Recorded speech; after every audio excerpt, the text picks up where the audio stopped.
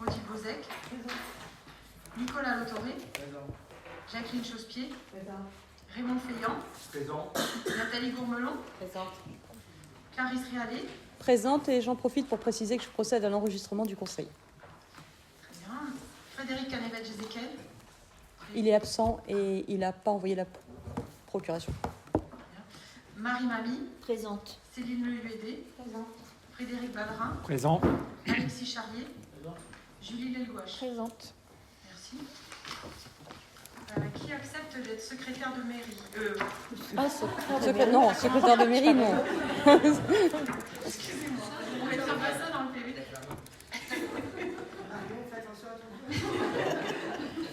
Secrétaire de séance. Il peut y avoir plusieurs personnes. Donc Clarisse Réalé et Steve Mazot. Tout le monde est d'accord?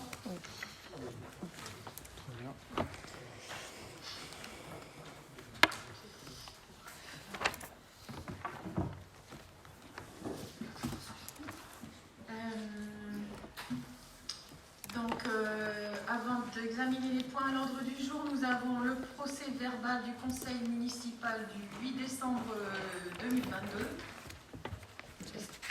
C'est bon, on remarque, hein, tout le monde est d'accord. Je soumets à validation. Qui est contre? Qui s'abstient? C'est adopté, merci. Donc vous avez, à l'ordre du jour, nous avons 11 points qui sont inscrits. Je vous proposerai tout à l'heure de rajouter une 12e délibération. Certes, mais pour cela, il faudra que vous acceptiez d'examiner cette délibération. Elle est justifiée par l'urgence. Nous avons reçu, Sylvie et moi, ce matin, l'association Polissonance pour faire un point sur différents sujets. Et ils ont évoqué un besoin de trésorerie, parce que vous savez que les charges salariales sont dues au 15 mars. Voilà, donc tout à l'heure, avant d'aborder, on va voir les 11 points, et ça vous laisse le temps de regarder le projet de délibération, et je vous interrogerai pour savoir si vous acceptez, on fera un vote, si vous acceptez d'ajouter à l'ordre du jour cette délibération supplémentaire, et si vous acceptez, à ce moment-là, elle sera débattue.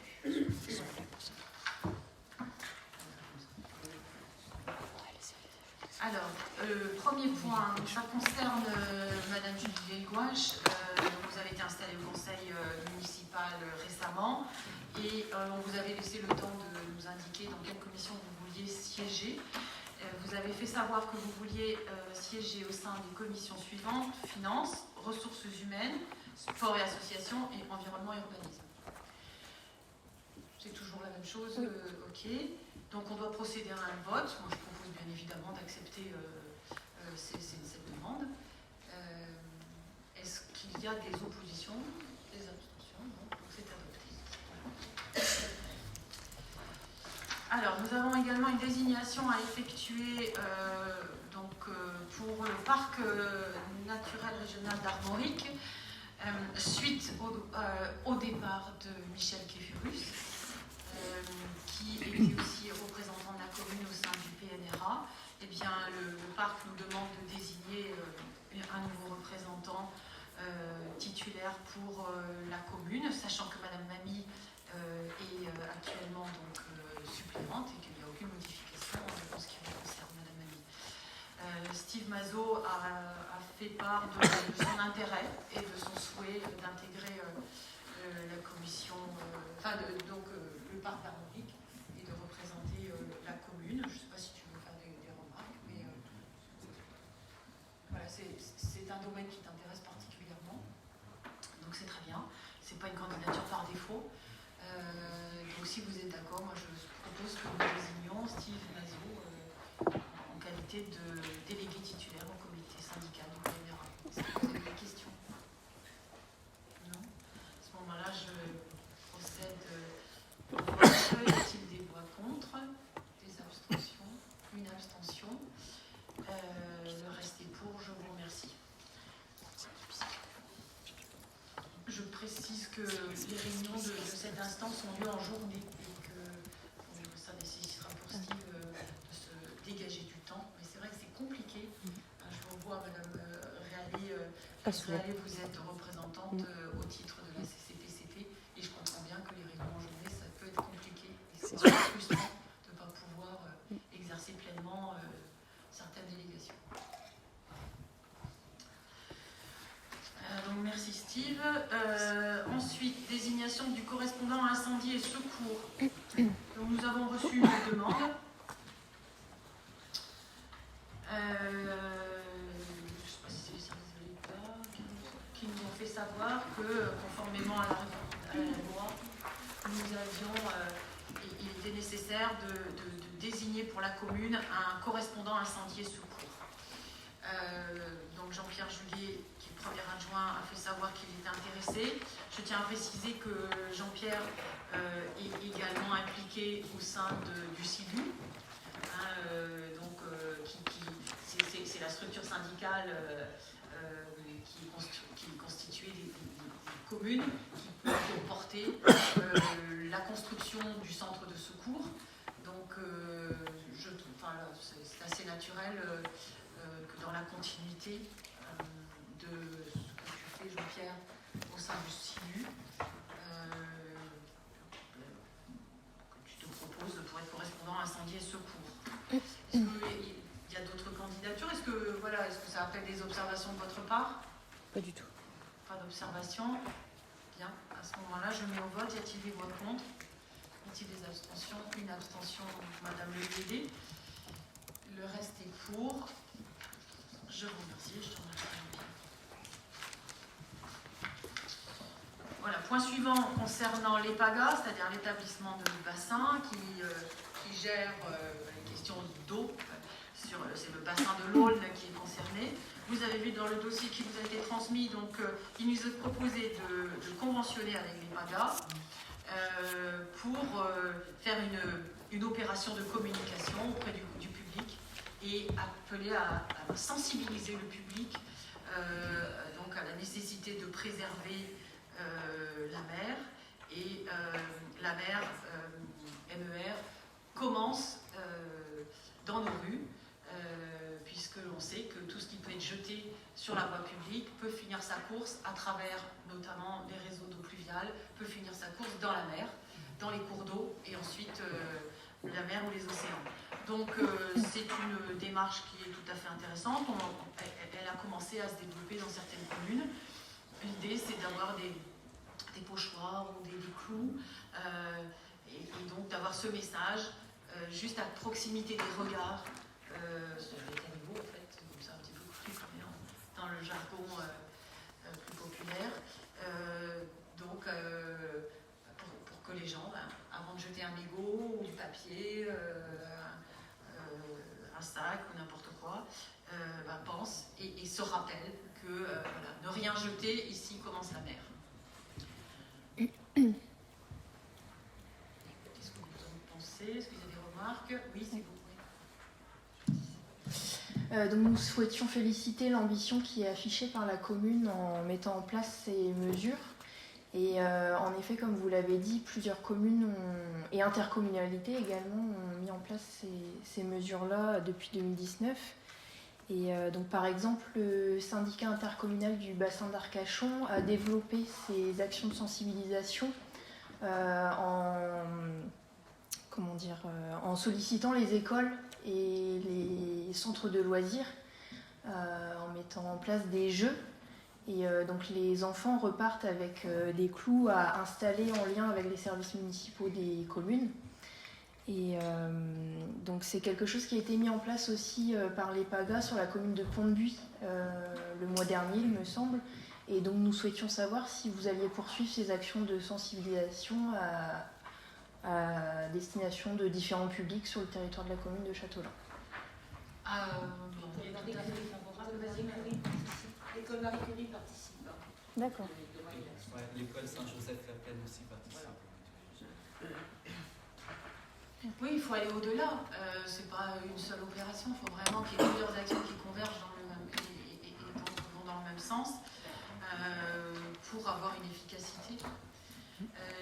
L'EPAGA s'est vu confier notre compétence, enfin, l'exercice de la compétence dite GEMAPI, c'est-à-dire gestion des milieux aquatiques et prévention des inondations, par la communauté de communes. Donc c'est vrai qu'à ce titre, les PAGA mènent des actions d'animation et de sensibilisation, et ça fait partie des différentes, des différentes actions du SAGE. Le SAGE, c'est le schéma en matière de gestion de l'eau. Mais ça ne nous dispense pas, enfin on est partenaire, et c'est vraiment notre territoire qui est concerné. Donc c'est bien. On le dit, c'est très bien. Il y a une animation qui va être mise en place le jour de la livraison du sac des enfants. D'accord. Oui, Madame l'UED aussi, vous vouliez intervenir.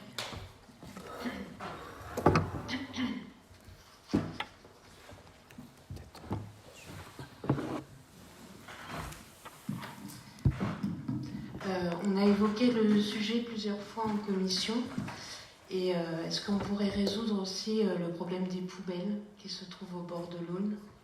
Et on le voit encore en ce moment, hein, ça déborde, et notamment les déchets plastiques qui tombent dans l'Aulne et les déchets qui sont posés à côté. Et puis ça pourrait être aussi l'occasion de sensibiliser dans ces points stratégiques. Parce que c'est vrai que les containers débordent, ils mettent à côté, c'est ouvert et ça tombe dans l'Aulne. Vous avez raison. Il peut y avoir la négligence de certaines personnes, et on a aussi constaté que les oiseaux, certains oiseaux qui fouillent à la recherche de nourriture, en fouillant, font tomber aussi un certain nombre de plastiques par terre. Exact. Et c'était le cas pour nous. Voilà, donc il faudrait aussi qu'on mette en place des poubelles avec un couvercle suffisant. Concernant les couvercles, la dernière fois il y avait des couvercles sur les poubelles jaunes, c'était impossible de mettre quelque chose dedans. Non, tellement ils étaient durs. Oui, trop compliqué en fait. J'ai essayé de mettre un déchet plastique dedans, impossible de le mettre. Et comme il était bloqué, la fermeture était bloquée, du coup les personnes le mettent à côté. Enfin, il y a quelque chose à étudier. Et c'est l'occasion. On va travailler le sujet avec la commission SPED, avec la communauté de communes. Mais oui, c'est très chaud. Est-ce qu'il y a d'autres interventions? Sinon, je mets au vote. Donc, on va être autorisé à signer la convention avec les PAGA. Y a-t-il des voix contre? Des abstentions? Non, d'accord. Donc, c'est adopté. Je vous remercie.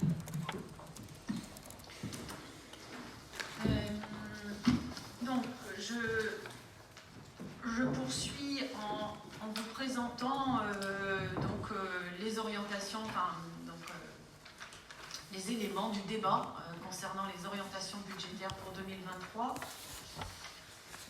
Ce débat est obligatoire préalablement au vote du budget qui aura lieu à la fin du mois de mars, un conseil municipal le 30 mars prochain si je ne me trompe pas. Le but du débat d'orientation budgétaire n'est pas de vous donner un brouillon de budget 2023, une maquette, si vous voulez. C'est vraiment vous donner les éléments financiers de contexte qui bien évidemment ont une influence sur l'élaboration du budget 2023, élaboration qui est toujours en cours. Bien évidemment, on y travaille depuis longtemps et c'est ce qui nous a permis, à plusieurs reprises dans des échanges avec notamment des élus ou lors de réunions ou avec des associations, d'exprimer des inquiétudes sur le budget 2023, parce que nous y travaillons depuis, je vais vous dire, la fin du mois d'octobre. Mais le débat d'orientation budgétaire, vous le savez, c'est pas un pré-budget, c'est vraiment donner les éléments de contexte. Tout simplement. Et de vous dire dans quelle direction on a l'intention d'aller, et en tout cas quels seront les objectifs qui seront proposés pour le vote du budget à la fin du mois. Alors, on part toujours d'un contexte international. Moi, je ne vais pas insister longuement parce que c'est la situation de Châtelain qui nous importe, mais on n'est pas seul au monde. Donc, vous connaissez le contexte international qui est compliqué, qui est très marqué par une situation d'inflation, une instabilité, je dirais instabilité, une incertitude sur l'évolution des prix, sur la situation économique, sur la disponibilité, on l'a vu déjà depuis l'année dernière, la disponibilité des matériaux, la disponibilité d'un certain nombre de composants qui ont des répercussions sur les marchés publics, par exemple.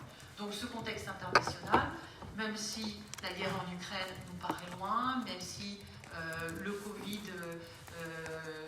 dans la région Asie et en Chine qui a entraîné un retard dans la reprise de l'activité et la fourniture de certains composants, de certains produits manufacturés ou de certaines matières premières, même si ça nous paraît loin, eh bien sachez que on en subit les répercussions dans le cadre de nos marchés publics et sur un certain nombre d'aspects. Voilà. Donc moi je résume, inflation à l'échelle internationale et après on va voir à l'échelle nationale, une instabilité et une crise économique. On parle de stagnation économique et un phénomène de stagflation. Donc je ne vais pas le développer, je pense que vous le connaissez si vous suivez l'actualité. Donc ce qui apparaît là, ce qui est montré, donc c'est une décomposition de l'inflation en zone euro avec les différents postes. On voit donc l'alimentation est un des postes de dépenses qui est très très touché par l'inflation. Là, ce que vous avez, c'est la situation en août 2022. On voit que donc sur toute la période jusqu'à août 2022, donc c'était du 1er janvier, je pense, c'est ça, du 1er janvier à août 2022, on était sur une hausse de 10,60%, mais sur le seul mois de août, on avait 2,25%. Donc ce qu'on constate, et c'est ce que d'ailleurs vous voyez, c'est que en fait, depuis le début de l'année 2022, depuis mars 2022 notamment, il y a une accélération, enfin, le niveau d'inflation augmente. Et on va le voir pour 2023, on va avoir des perspectives. On établit un budget avec des perspectives de hausse des denrées alimentaires. L'énergie, donc là c'est évident, à l'échelle internationale et nationale, là, et nous on est directement impactés, et ça je reviendrai, les biens industriels, les services. Ensuite, voilà la situation de pondération de l'inflation en France en 2022, donc ça c'est le document suivant que vous avez. Avec une ventilation entre les différents postes de dépenses. Je n'insiste pas.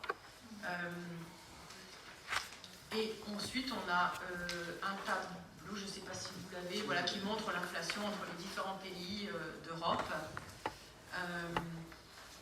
Vous l'avez, je pense, vous l'avez eu, ce tableau-là, vous voyez, c'est celui-là. Bon. Alors, bien sûr, ce tableau, on pourrait croire que en France, on est à l'abri, on est dans une situation qui pourrait être privilégiée par rapport aux autres pays. Il faut savoir que le 6,80%, on parle au niveau national d'environ 7, ça c'est en 2022, c'est vrai. En octobre 2022, vous avez raison. Mais pour 2023, on nous parle aussi d'un taux d'inflation INSEE qui est de temps, des fois on nous parle de 7-8%, mais le taux d'inflation INSEE il est calculé sur toute une palette de produits. Et nous, on n'est pas forcément concernés par l'ensemble de ce qui l'ensemble des produits. Et on peut avoir, par exemple, sur d'autres postes de dépenses, on peut avoir des besoins importants. Ce qui fait que cette moyenne de taux d'inflation de l'INSEE, c'est juste une moyenne. Mais en réalité, je vais vous donner des exemples. L'alimentation, par exemple, et nous sommes concernés parce que nous avons un service de cuisine centrale qui produit de la restauration pour les enfants de scolaires, enfin, les scolaires donc à Châteaulin, pour l'EHPAD de la vallée de l'Aulne, et aussi on fournit via un marché qu'on a passé avec la communauté de communes la restauration pour les ALSH. Donc on a, par rapport à d'autres communes qui n'ont pas de cuisine centrale ou qui n'ont pas de restauration en interne, nous, la question de l'alimentaire, c'est crucial pour nous. Et là, on n'est pas à 7-8%, on parle actuellement des fois de 14-15%. Alors, je ne sais pas si c'est sur toute l'année, ça sera à vérifier. Mais oui. Donc, il faut quand même être assez vigilant quand on voit le taux INSEE, l'énergie appliquée à la ville de Châteaulin. On sait que c'est une explosion. C'est 377% de hausse en 2023 sur les tarifs du gaz et 131% de hausse sur les tarifs électricité. Vous voyez, un autre exemple qui m'a été donné par les services, c'est M. Legros, par exemple, des panneaux de signalisation. C'est sûr que le ménage classique ne se préoccupe pas de savoir combien va augmenter le prix des panneaux de signalisation. En revanche, pour nous, c'est important parce qu'on en achète beaucoup. C'est plus 20% sur 2023. Vous voyez, donc, entre la moyenne annoncée et la réalité de ce qu'on va vivre nous, il y a forcément des marges. Voilà. Alors, sur les causes inflationnistes, bon,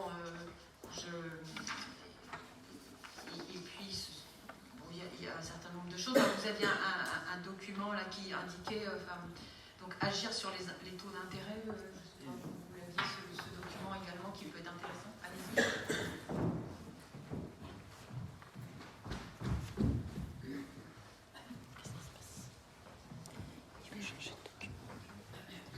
Alors, oui, c'était Monsieur Legros m'avait suggéré de joindre aussi cette pièce. On voit les mécanismes, si vous voulez, entre inflation et croissance. On va faire un cours d'économie et j'en serais bien incapable, mais on voit bien que dans un contexte inflationniste, si on n'a pas le document, ça n'est pas grave. Mais on sait qu'un contexte inflationniste aura des répercussions sur la croissance. Voilà. Et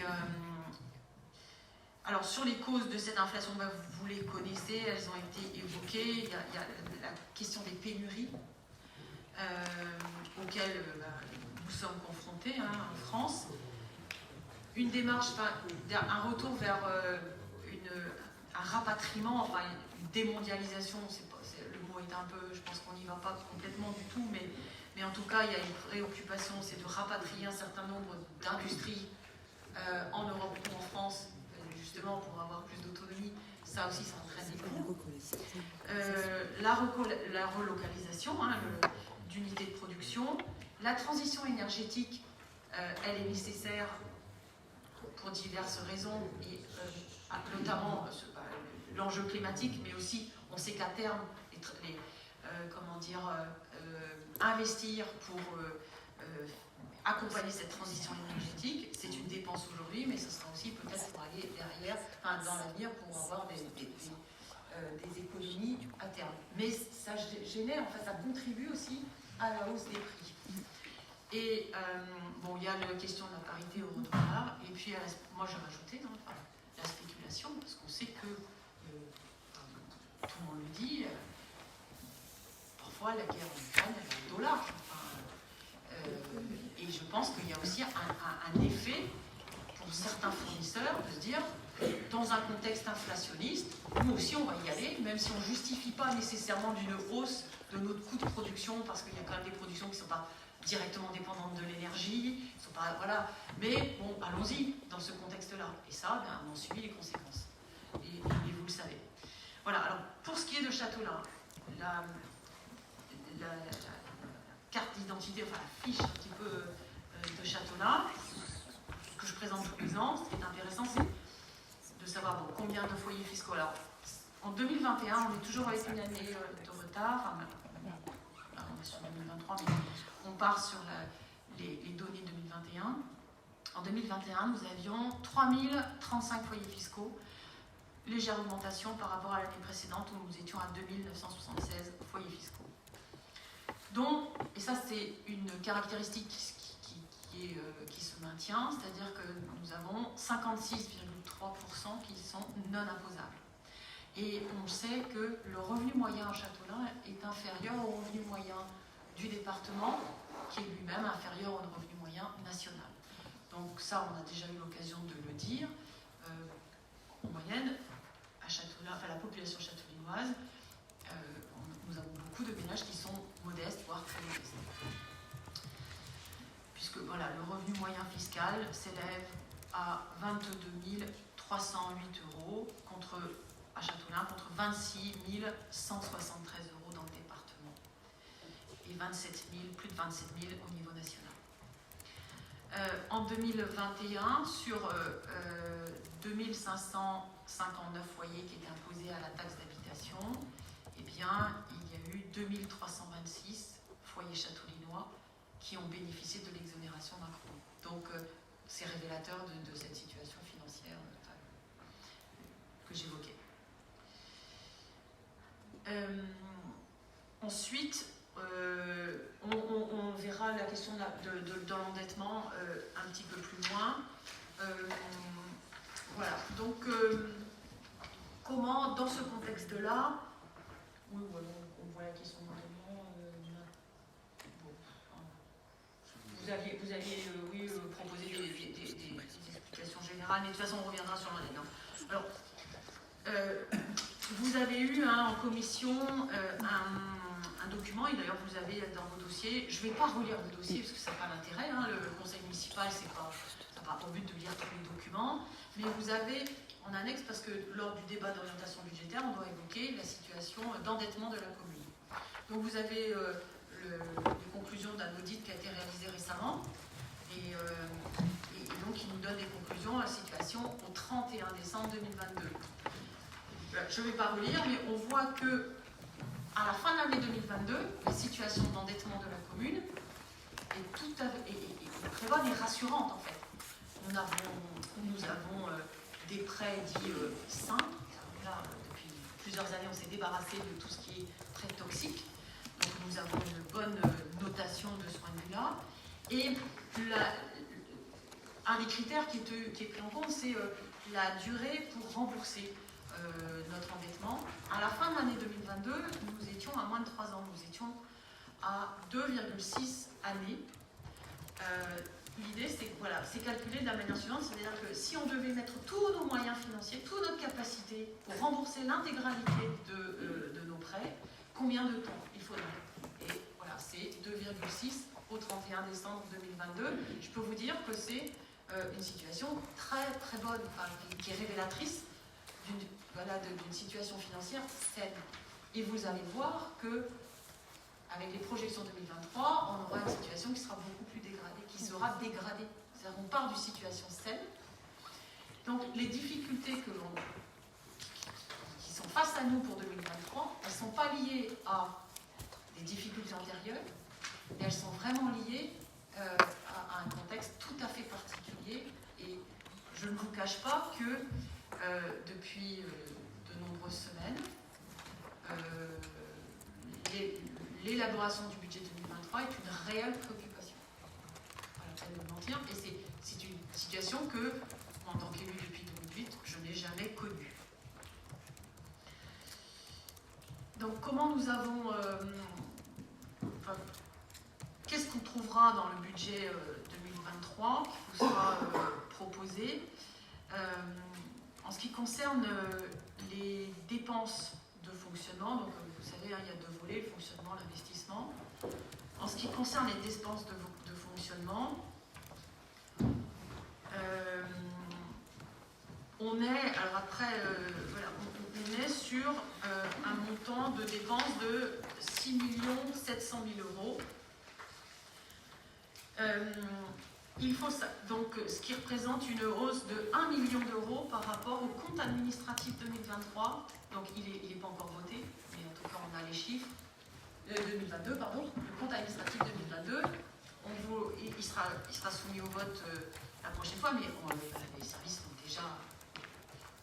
ont déjà élaboré, et donc ça a été aussi comparé au compte de gestion de la trésorerie. Donc voilà. En termes de dépenses, on va passer normalement de 5,7 millions 100 000 euros à 6 700 000 euros. Et sachez que pour arriver à 6 700 000 euros, on a dû regarder pratiquement toutes les lignes à la loupe. Voilà, donc là, c'est des grandes masses qui vous sont présentées, qui sont des, voilà, c'est des projections, c'est-à-dire que le premier exercice, quand on a commencé à travailler sur le budget de fonctionnement, on était dans une situation, notamment à cause de l'énergie, où à consommation égale de l'énergie, on explosait encore plus les dépenses. Voilà. Donc là, c'est juste un équilibre et on rentrera dans le détail au moment du vote du budget. Mais vous voyez, là, dans ces 6 700 000 euros, sont inclus un certain nombre d'économies,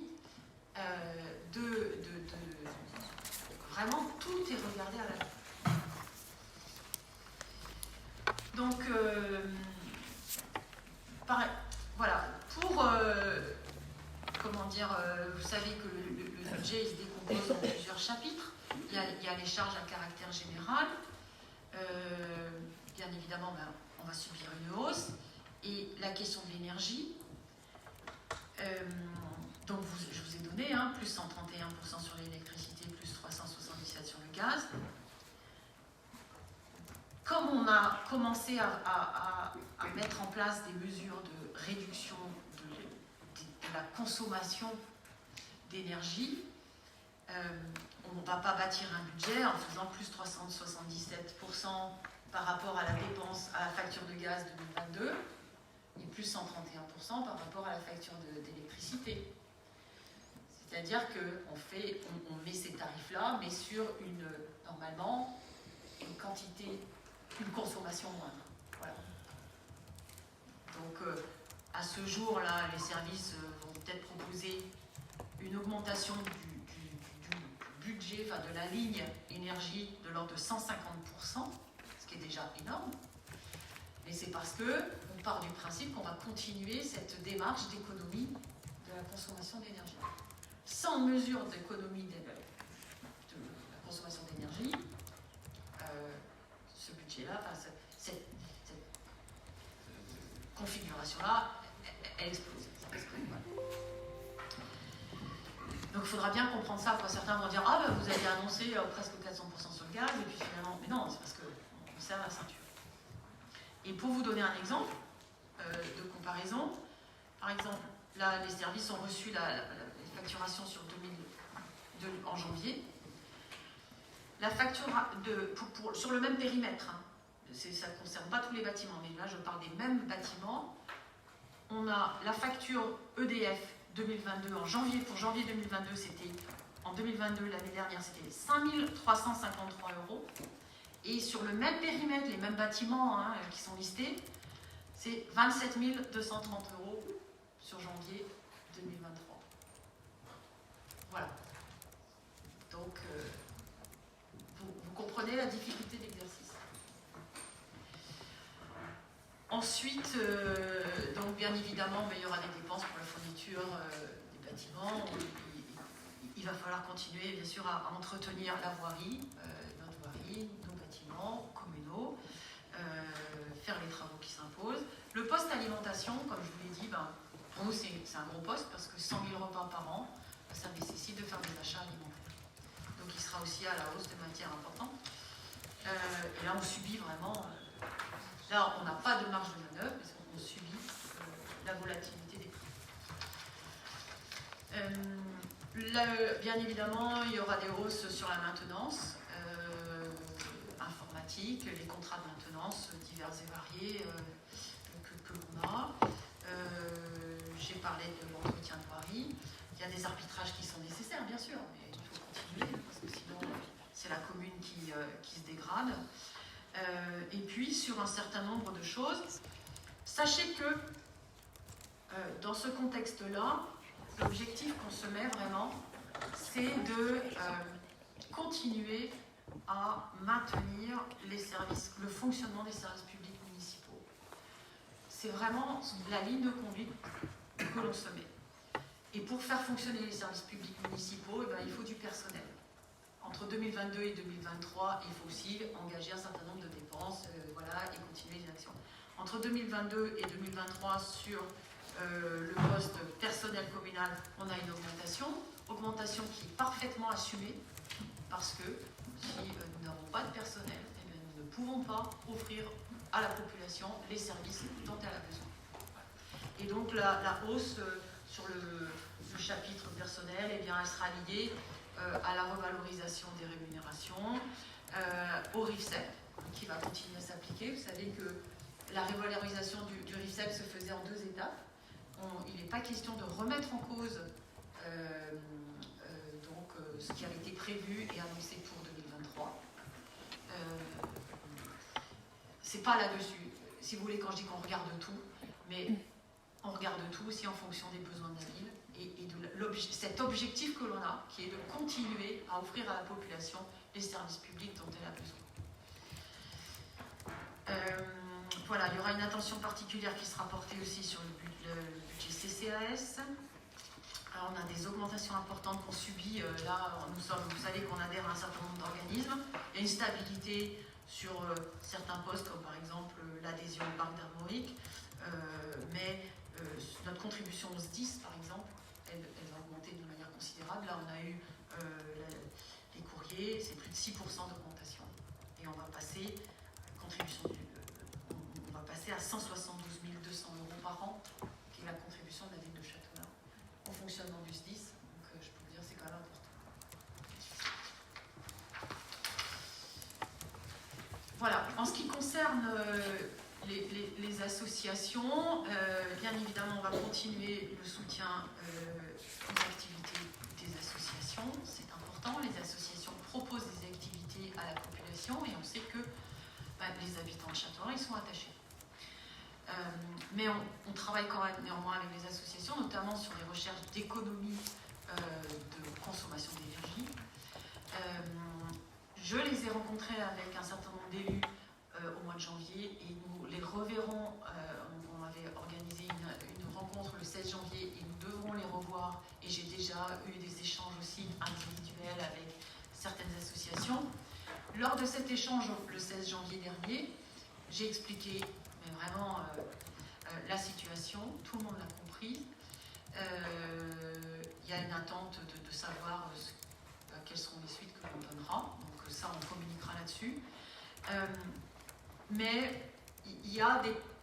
En tout cas, pour passer aussi ce cap très compliqué de 2023, et ça sera peut-être la même chose en 2024, parce que je vois assez difficilement le contexte international s'améliorer comme ça brutalement. Mais en tout cas, il faut s'y préparer. On a besoin de travailler sur plusieurs leviers et des associations spontanément d'ailleurs ont évoqué la question de la refacturation aux associations des fluides. Ça se passe ailleurs.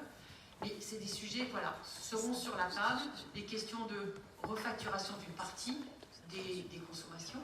Ça permet aussi de responsabiliser les uns et les autres et de ne pas simplement laisser la commune devoir faire l'interface avec les associations.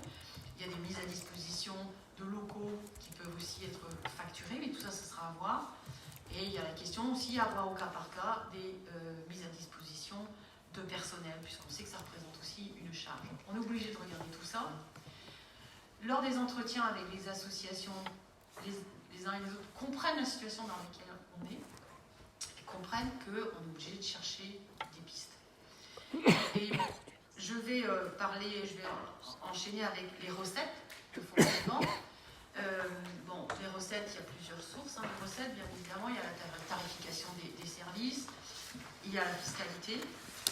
La question de la hausse de la fiscalité est bien évidemment à l'étude, on est obligé de tout envisager, mais, et ça c'est un choix politique après, qui peut se discuter, mais nous n'avons pas l'intention de faire reposer tous les efforts budgétaires qui sont nécessaires sur la seule fiscalité.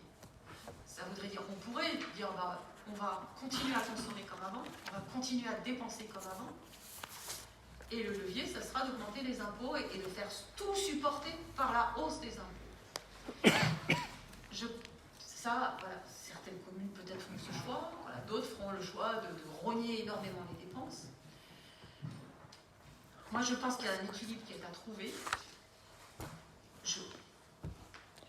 Il n'est pas exclu qu'on propose au conseil municipal une hausse de la fiscalité, sachant qu'aujourd'hui on n'a plus que la taxe foncière. Mais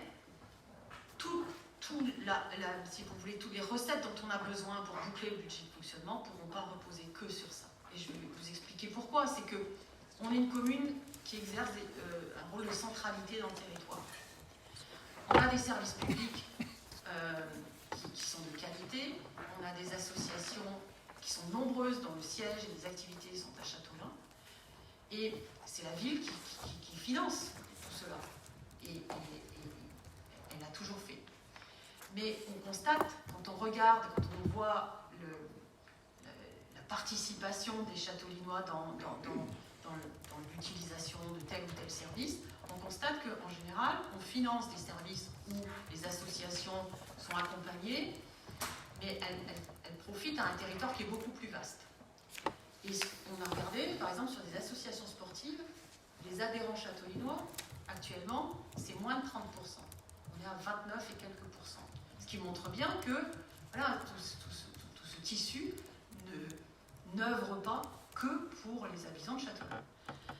Nos services publics, on l'avait vu, quand on avait une piscine municipale, c'était le cas. C'était très majoritairement utilisé par des habitants d'autres communes. Et également, on le voit sur l'école de musique, sur la bibliothèque, même les services administratifs. Quand on est en train de faire là, un peu des bilans sur les titres sécurisés, qui sont très consommateurs de temps. C'est quasiment un emploi à temps plein à l'année, puisque on est sur 1300 heures, et c'est à revoir parce qu'on a augmenté encore le nombre de titres sécurisés. L'année dernière, on était à plus de, enfin là, en 2022, je crois qu'on était à plus de 3000 titres sécurisés. Voilà. C'est pas 3400 habitants de notre commune. Donc on voit bien qu'on a des services publics qui, et c'est tout à notre honneur, mais voilà, qui jouent ce rôle, et c'est le cas dans toutes les communes qui exercent des charges de centralité, mais on le voit bien. Et je ne crois pas que ça serait juste de se dire que toutes les dépenses de fonctionnement, que maintenir le même niveau de dépenses de fonctionnement doit être porté et que l'effort doit porter que sur le contribuable châteaulinois. Après, certaines personnes peuvent considérer que non, ils voient les choses différemment. Mais en tout cas, c'est l'orientation que l'on prend. C'est de se dire que l'effort doit être partagé et voilà. En tout cas, un élément. Donc, une hausse de la fiscalité, la taxe foncière, bien évidemment, est à l'étude, mais c'est pas elle seule, et ça serait vraiment pas juste. Et ça, on a eu je sais que les associations, quand on leur a expliqué, ils ont dit ben non, ça serait pas juste que ce soit les seuls contribuables châteaulinois qui permettent à des habitants d'autres communes de continuer à suivre les activités sans aucune participation. Voilà. Donc voilà sur ce volet recettes. Ensuite, bien évidemment, on aura besoin d'investir. Il faut savoir que voilà, sur le budget, tous les ans, le budget de fonctionnement était largement excédentaire, ce qui nous permettait de dégager une capacité d'autofinancement. Beaucoup de communes qui exercent qui sont dans notre strate et au-dessus nous ont dit, quand les hausses de l'énergie sont sorties, ils ont dit, nous, c'est notre capacité d'autofinancement, ce qu'on appelle la CAF, qui est mangée. On se retrouve, nous, dans cette situation aussi, il faut le savoir. Donc, néanmoins, on a des besoins d'investissement. Et c'est pour ça aussi qu'il faut trouver des marges de manœuvre. Et si on veut maintenir, je parlais tout à l'heure du tissu associatif qui est important, qui est hébergé dans des bâtiments communaux, si on veut continuer à héberger les associations, il faudra de toute façon, par exemple, faire des travaux d'investissement réguliers sur nos bâtiments, des mises aux normes, etc. Donc, ne serait-ce que voilà, pour continuer à offrir aux habitants les services auxquels ils sont attachés, il faut qu'on puisse dégager une capacité d'investir, et ça, c'est vraiment un exercice compliqué. Alors, on se donne comme objectif d'investir, grosso modo, on espère pouvoir investir au crédit nouveau 2 millions d'euros. Mais voilà, c'est encore... voilà. Et puis il y a des restes à réaliser sur l'année 2022. Hein, voilà. Mais sur les investissements, j'ai parlé des bâtiments communaux, j'ai parlé de la voirie, on ne va pas rentrer en détail, mais il y a des opérations de réfection de voirie, des opérations aussi d'amélioration de la voirie. Je pense à la rue Marcel Mélin, ça fait partie des projets 2023. Je pense donc à tous les travaux sur le pôle Marie Curie, entre la rénovation énergétique qui a déjà commencé d'ailleurs, je crois que les travaux ont commencé, vont se poursuivre, et l'agrandissement de Marie Curie bas, avec donc un architecte là, qui vient d'être désigné et qui va travailler sur justement tout ce volet agrandissement de Marie Curie bas pour permettre d'accueillir dans de bonnes conditions des classes de maternelle. Donc ces travaux-là font partie de ces objectifs d'investissement sur 2023. Et puis il y a également, en ce qui concerne les écoles, l'école Kerjan, la toiture présente des fuites, on a des soucis, et donc ce sont des travaux qui sont nécessaires, donc il y aura quand même beaucoup de dépenses pour les écoles. Et puis aussi de l'achat de fournitures pour nos services, que ce soit les services techniques, les services de l'espace vert, etc. Poursuite aussi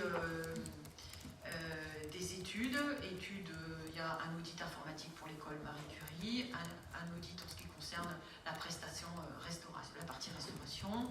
Là c'est pour le fonctionnement du service. La nouvelle chef de service a besoin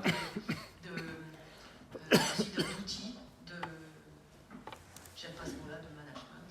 Enfin, en tout cas, donc on va travailler là-dessus. Oui, voilà, c'est ça. Et puis, donc, voilà, sur le projet, je pense que Jean-François a peut-être évoqué un certain nombre de choses en commission. Voilà, donc, j'ai déjà parlé de la situation de l'emprunt et de la situation d'endettement commune. Je vous ai dit, fin d'année 2022, on est sur 2,6 années.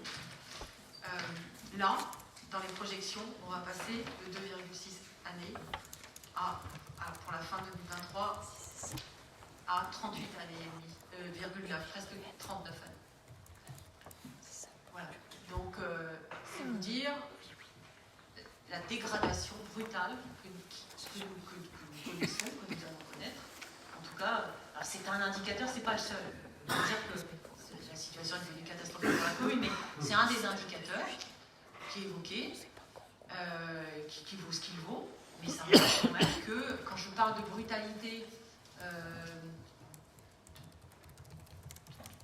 ce contexte, de tout ce qui nous arrive, c'est vraiment, là, ce tableau est particulièrement parlant.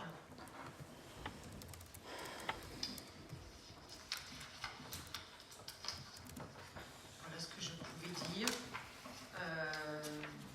sur les données que je pouvais vous donner, vous présenter, excusez-moi, vous avez aussi des documents qui sont plus, là c'est une présentation pour le conseil municipal, vous avez des documents qui sont plus détaillés. Il s'agit d'un débat, moi je vous laisse intervenir, allez-y madame Lallet. Merci. Vous m'entendez ? Oui, effectivement, alors c'est plutôt maigre, je trouve. Le contexte est ce qu'il est, mais nous sommes, en tout cas cette année, très surpris de l'absence de données dans le rapport d'orientation budgétaire. Une absence presque annoncée, puisque ce rapport d'orientation budgétaire s'étiole, nous le trouvons, au fil des mandats. En 2022, le ROB, ici, faisait 63 pages, en 2021, pardon. En 2022, il faisait 27 pages. Cette année, il compte uniquement 16 pages. Plus ça va, moins on a de données pour préparer un débat d'orientation budgétaire politique. Alors, d'ici la fin du mandat, on sera peut-être sur le recto verso du questionnaire hebdo, on n'espère pas. Et c'est très embêtant parce que le débat d'orientation budgétaire qui est annoncé ce soir, que vous annoncez ce soir, il ne peut pas s'amorcer sur des généralités comptables et une analyse pointue de la dette qui nous a été donnée, même si elle est effectivement très intéressante. Nous avons une vision du contexte national inflationniste et nous en sommes conscients également de ses impacts à l'échelle de la commune, mais un rapport d'orientation budgétaire ne contient pas que cela. Où sont les orientations en matière de masse salariale? Où sont la présentation des budgets annexes? Nous n'avons que le robe du budget principal. Où sont, mais surtout, où est le plan pluriannuel d'investissement qui nous permettrait de connaître et de débattre de la programmation des projets municipaux? Un plan pluriannuel d'investissement qui doit être fourni dans le rapport d'orientation budgétaire. Les seules données que nous avons sont celles que vous nous donnez à l'instant. Réfection à la rue de Marcel Milin, travaux énergétiques de Marie Curie, fuite du toit à Kerjan, achat de fournitures, audit informatique et logiciel de restauration. Si c'est ça un plan pluriannuel d'investissement pour les années à venir, on se dit que j'espère pas que cela, qu'il y a d'autres projets qui ont été annoncés mais dont nous n'avons aucune orientation de données. Il arrive bien souvent que nous découvrions des projets sur le tard. Ce fut le cas sur certains projets qui nous ont permis de débattre d'ailleurs de façon constructive, comme les fusions de l'école Louis Kernéis et Marie Curie, sur des échanges multiples qui ont permis la concertation des habitants, des usagers, des élus à plusieurs reprises et qui, vous l'avez souligné vous-même lors des derniers conseils, permis de rehausser ce projet, le revoir à la hausse et en tout cas de le construire tous ensemble. Ce soir, vous proposez un débat que nous trouvons vide de substance, sans données politiques, sans grandes ambitions dévoilées, en tout cas pour la commune, dévoilées. Il y en a peut-être d'autres que nous ne connaissons pas. Alors nous ne pouvons pas, avec 17 pages de généralité comptable, participer, comme ce doit être le cas lors de ce rendez-vous annuel, aux discussions sur les projets à venir de la municipalité. Alors, oui, c'est très embutant, mais c'est surtout, et je sais que vous n'allez pas apprécier cette petite annonce qui, quand même, a son importance, ce n'est pas conforme, tout simplement, au cadre attendu par la législation. L'article L2312 du CGCT-1, L2312-1 du CGCT, le dit et le précise. Il y a dans le rapport d'orientation budgétaire des données précises et détaillées qui doivent être données. Au-delà de celle-ci, je peux transmettre la question, par exemple, au Sénat à bien sûr, Madame Le Graët, ici présente, qui analysera ces données, j'en suis certaine. Aller voter dans moins de 30 jours un budget primitif dans ces conditions, c'est assurément aller vers une délibération qui sera entachée d'irrégularité et aller vers un vote du budget pour lequel on ne pourra pas débattre dans de bonnes conditions. C'est pourquoi nous vous demandons de prendre acte que ce débat n'est pas réalisé dans les conditions requises par la législation et de noter que nous nous tenons à votre disposition pour fixer un débat d'orientation budgétaire politique, comme il devrait l'être, avant le 30 mars, mais avec des éléments préparatoires qui soient à la hauteur des enjeux et en accord avec la réglementation.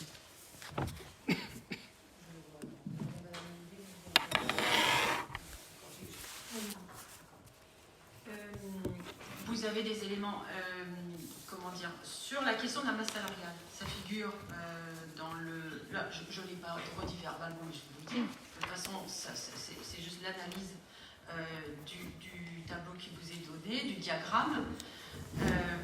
Nous avons en bleu en bas les charges à caractère général, 2 500 000 euros. Ensuite, vous parliez du 0,12, la masse salariale, 3 300 000 euros.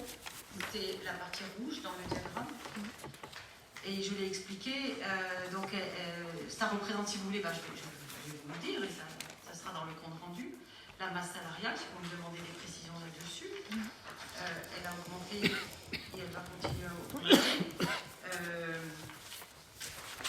Ce que vous avez dans ce diagramme et qui fait partie des documents que vous avez lus, eh bien, ça va représenter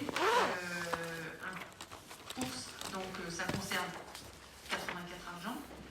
et on est sur une hausse qui est liée à une enveloppe pour des heures supplémentaires, mais on va essayer de réduire le nombre d'heures supplémentaires, les avancements de grade, également le complément indemnitaire, c'est-à-dire la révision du RICEP, et ce qu'on appelle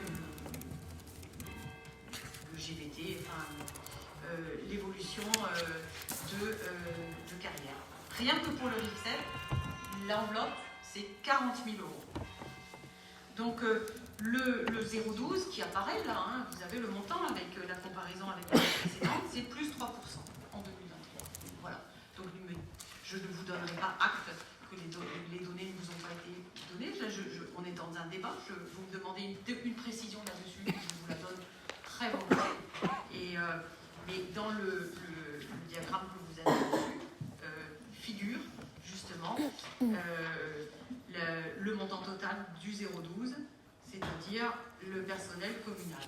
3 300 000 € contre 3 100 000 € dans le compte administratif 2022. Et soit 3%, si vous voulez cette précision.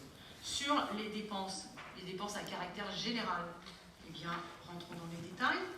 On va passer de 1 700 000 € en 2022 en prévision 2 500 000 € en 2023. Et je vous ai évoqué donc la maintenance, je vous ai évoqué les contrats avec entre la commune et d'autres structures. Je vous ai évoqué l'alimentation. Donc l'alimentation, aujourd'hui, on a évalué, on a quantifié, mais on sait qu'il y a une telle volatilité que ça va peut-être augmenter, être revu à la hausse. Donc, on a également, je vous ai dit, en charge à caractère général, l'énergie. Je pense que j'ai été parfaitement transparente et je vous ai donné les éléments. On table sur 150%, c'est-à-dire qu'on table par rapport au budget 2022, c'est-à-dire qu'on intègre la hausse tarifaire et on intègre aussi à la baisse une consommation moindre que l'on espère. Donc voilà pour l'énergie. Pour les combustibles, les chaudières, ça vous a été expliqué aussi, mais je vais le dire, hein. Vous savez que nous avons 2 chaudières à pellet. Nous subissons une hausse depuis 2022 de 50%. C'est-à-dire que quand je parlais de l'effet d'aubaine sur l'énergie, tout d'un coup, même le pellet a suivi, même le bois. Donc c'est ça. Et donc l'inscription pour 2023, on sera de plus 40% de BP à BP. Voilà. Donc en tout cas, ça sera enregistré, puisqu'il n'y a pas un formalisme particulier à la tenue du débat. Il faut que vous ayez les éléments, c'est vrai, mais les éléments, je ne vous les cache pas, je vous les donne. Fourniture des bâtiments, on va aussi sur une hausse de la fourniture, des fournitures pour le bâtiment, à peu près plus 50 000 €. Ensuite, dans l'alimentation, j'en ai parlé.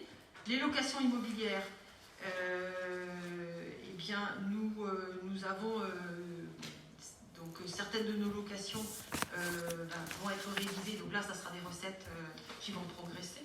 Et puis, on a aussi des dépenses, nous, en location. Oui. La maintenance, donc plus 10%. On est dans les charges à caractère général. Si vous voulez ce degré de précision, je vous le donne. C'est-à-dire qu'on n'a aucune intention de dissimuler. Bien sûr. C'est exactement ce qu'on vous le donnez. Mais il faut le donner au préalable du débat pour qu'on puisse se préparer à débattre et pas au moment, à la volée, en prenant des notes. Parce que c'est de ça qu'il s'agit dans le rapport d'orientation budgétaire. Je reprends la réponse du ministre de la Cohésion des Territoires lors d'une question d'un sénateur qui est claire. Ça prend que quelques lignes. Afin de pouvoir utilement débattre des orientations générales du budget, les membres de l'organe délibérant doivent disposer d'une information complète et suffisamment détaillée au préalable.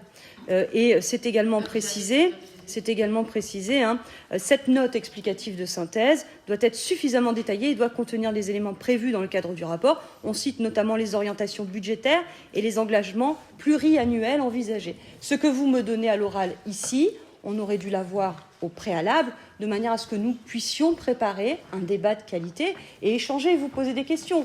là, vous me donnez des données qui sont très intéressantes et très pertinentes, et j'aurais aimé les avoir avant. Parce que là, on aurait pu discuter, effectivement, de certains points. Parce que quand on a un montant global, ça ne nous dit pas le contenu de ce montant global. Il y a eu également une commission, je ne vais pas refaire la commission, mais vous avez eu ces éléments-là. Et moi. Oui, mais le débat d'orientation budgétaire ne se déroule pas pendant la commission. Bien évidemment. Mais sachant que vous m'interrogez, je vous donne les éléments. Et sachant que la grande volatilité et le niveau d'incertitude qui est totalement inédit vous amène aussi à présenter les choses différemment de ce qu'on pouvait présenter auparavant. Est-ce que ça signifie que vous n'avez pas de plan pluriannuel d'investissement ? Bien évidemment. Et quand vous dites que le contexte ne vous permet pas de... On est dans la continuité de ce qui était engagé auparavant. Et donc, dans le plan pluriannuel d'investissement, nous avons l'opération Moulin du Roi, toujours, qui est en cours. Donc, c'est une opération Petite Ville de demain, où vous savez qu'il y a l'étude de programmation qui est en cours. Cette étude de programmation, elle va se poursuivre. Là-dessus, on est dans la continuité de ce qui est engagé depuis 2022. Et donc, ce plan pluriannuel peut-il nous être envoyé de manière à ce que nous puissions le travailler en vue d'un débat d'orientation budgétaire ? Telle est ma demande. On a donc les... Oui, mais tout ça, oui, on a toutes les opérations. L'opération Moulin du Roi, on a également un certain nombre de travaux sur les chapelles et les églises. On a également donc sur les opérations mais qui ont déjà été créées, que vous connaissez, sur la vidéoprotection. Quand ? Combien ? Avez-vous un plan pluriannuel ? L'opération 39 qui est dédiée à tout ce qui est lieu de culte et l'entretien des lieux de culte, donc c'est 64 000 € jusqu'à la fin du mandat. En fait, elle figure en M57, normalement il me semble que je l'avais présenté en commission finance l'an dernier, où vous avez une annexe dédiée justement aux opérations pluriannuelles. Vous savez, on avait expliqué les crédits de paiement et les autorisations du programme, ce qu'on vote année par année, ce qu'on détaille dans la commission finance et au moment du vote, et l'enveloppe globale jusqu'à la fin du mandat. Donc on a 4 opérations qui sont pluriannuelles, qui figurent comme telles dans notre nouvelle 57. C'est l'opération Moulin du Roi, qu'on a engagé pour 11 millions en tout. L'opération, alors, chapelle, église et chapelle, parce qu'on voulait montrer l'impact de l'entretien du patrimoine, c'était 64 000 € jusqu'à la fin, pour le mandat. 460 000 sur l'opération vidéoprotection et 800 000 pour l'opération de matériel mouvant, l'opération 41. Alors c'est intéressant parce que vous dites que vous avez engagé 11 millions d'euros pour le Moulin du Roi. C'est limite max. Aux dernières nouvelles, nous on était sur une étude, je crois. Donc d'où l'importance d'avoir le plan pluriannuel d'investissement pour savoir où on en est. Parce que là, vous comprenez bien que c'est pas simple de se projeter, c'est ce qu'on veut. L'hypothèse de 11 millions d'euros n'est pas validée. C'était ce qui figurait dans l'étude terre urbaine. Bien évidemment, il y aura des arbitrages. Quand je vous parle tout à l'heure d'incertitude sur les investissements, c'est une réalité. Quand vous n'avez plus de CAF, il y a la situation. Voilà. Donc, je suis d'accord. Vous avez les éléments qui figurent dans l'étude terre urbaine que vous connaissez. Et bien évidemment, on va regarder cela avec dans les perspectives actuelles. Et puis, de toute façon, cette opération, c'est une opération qui va se dérouler sur de nombreuses années. Et on n'est pas tout seul puisque on a un portage avec l'établissement public foncier de Bretagne et s'il y a une acquisition, dans un premier temps, c'est l'EPF qui fera cette acquisition, c'est pas la ville qui portera cette acquisition. Voilà.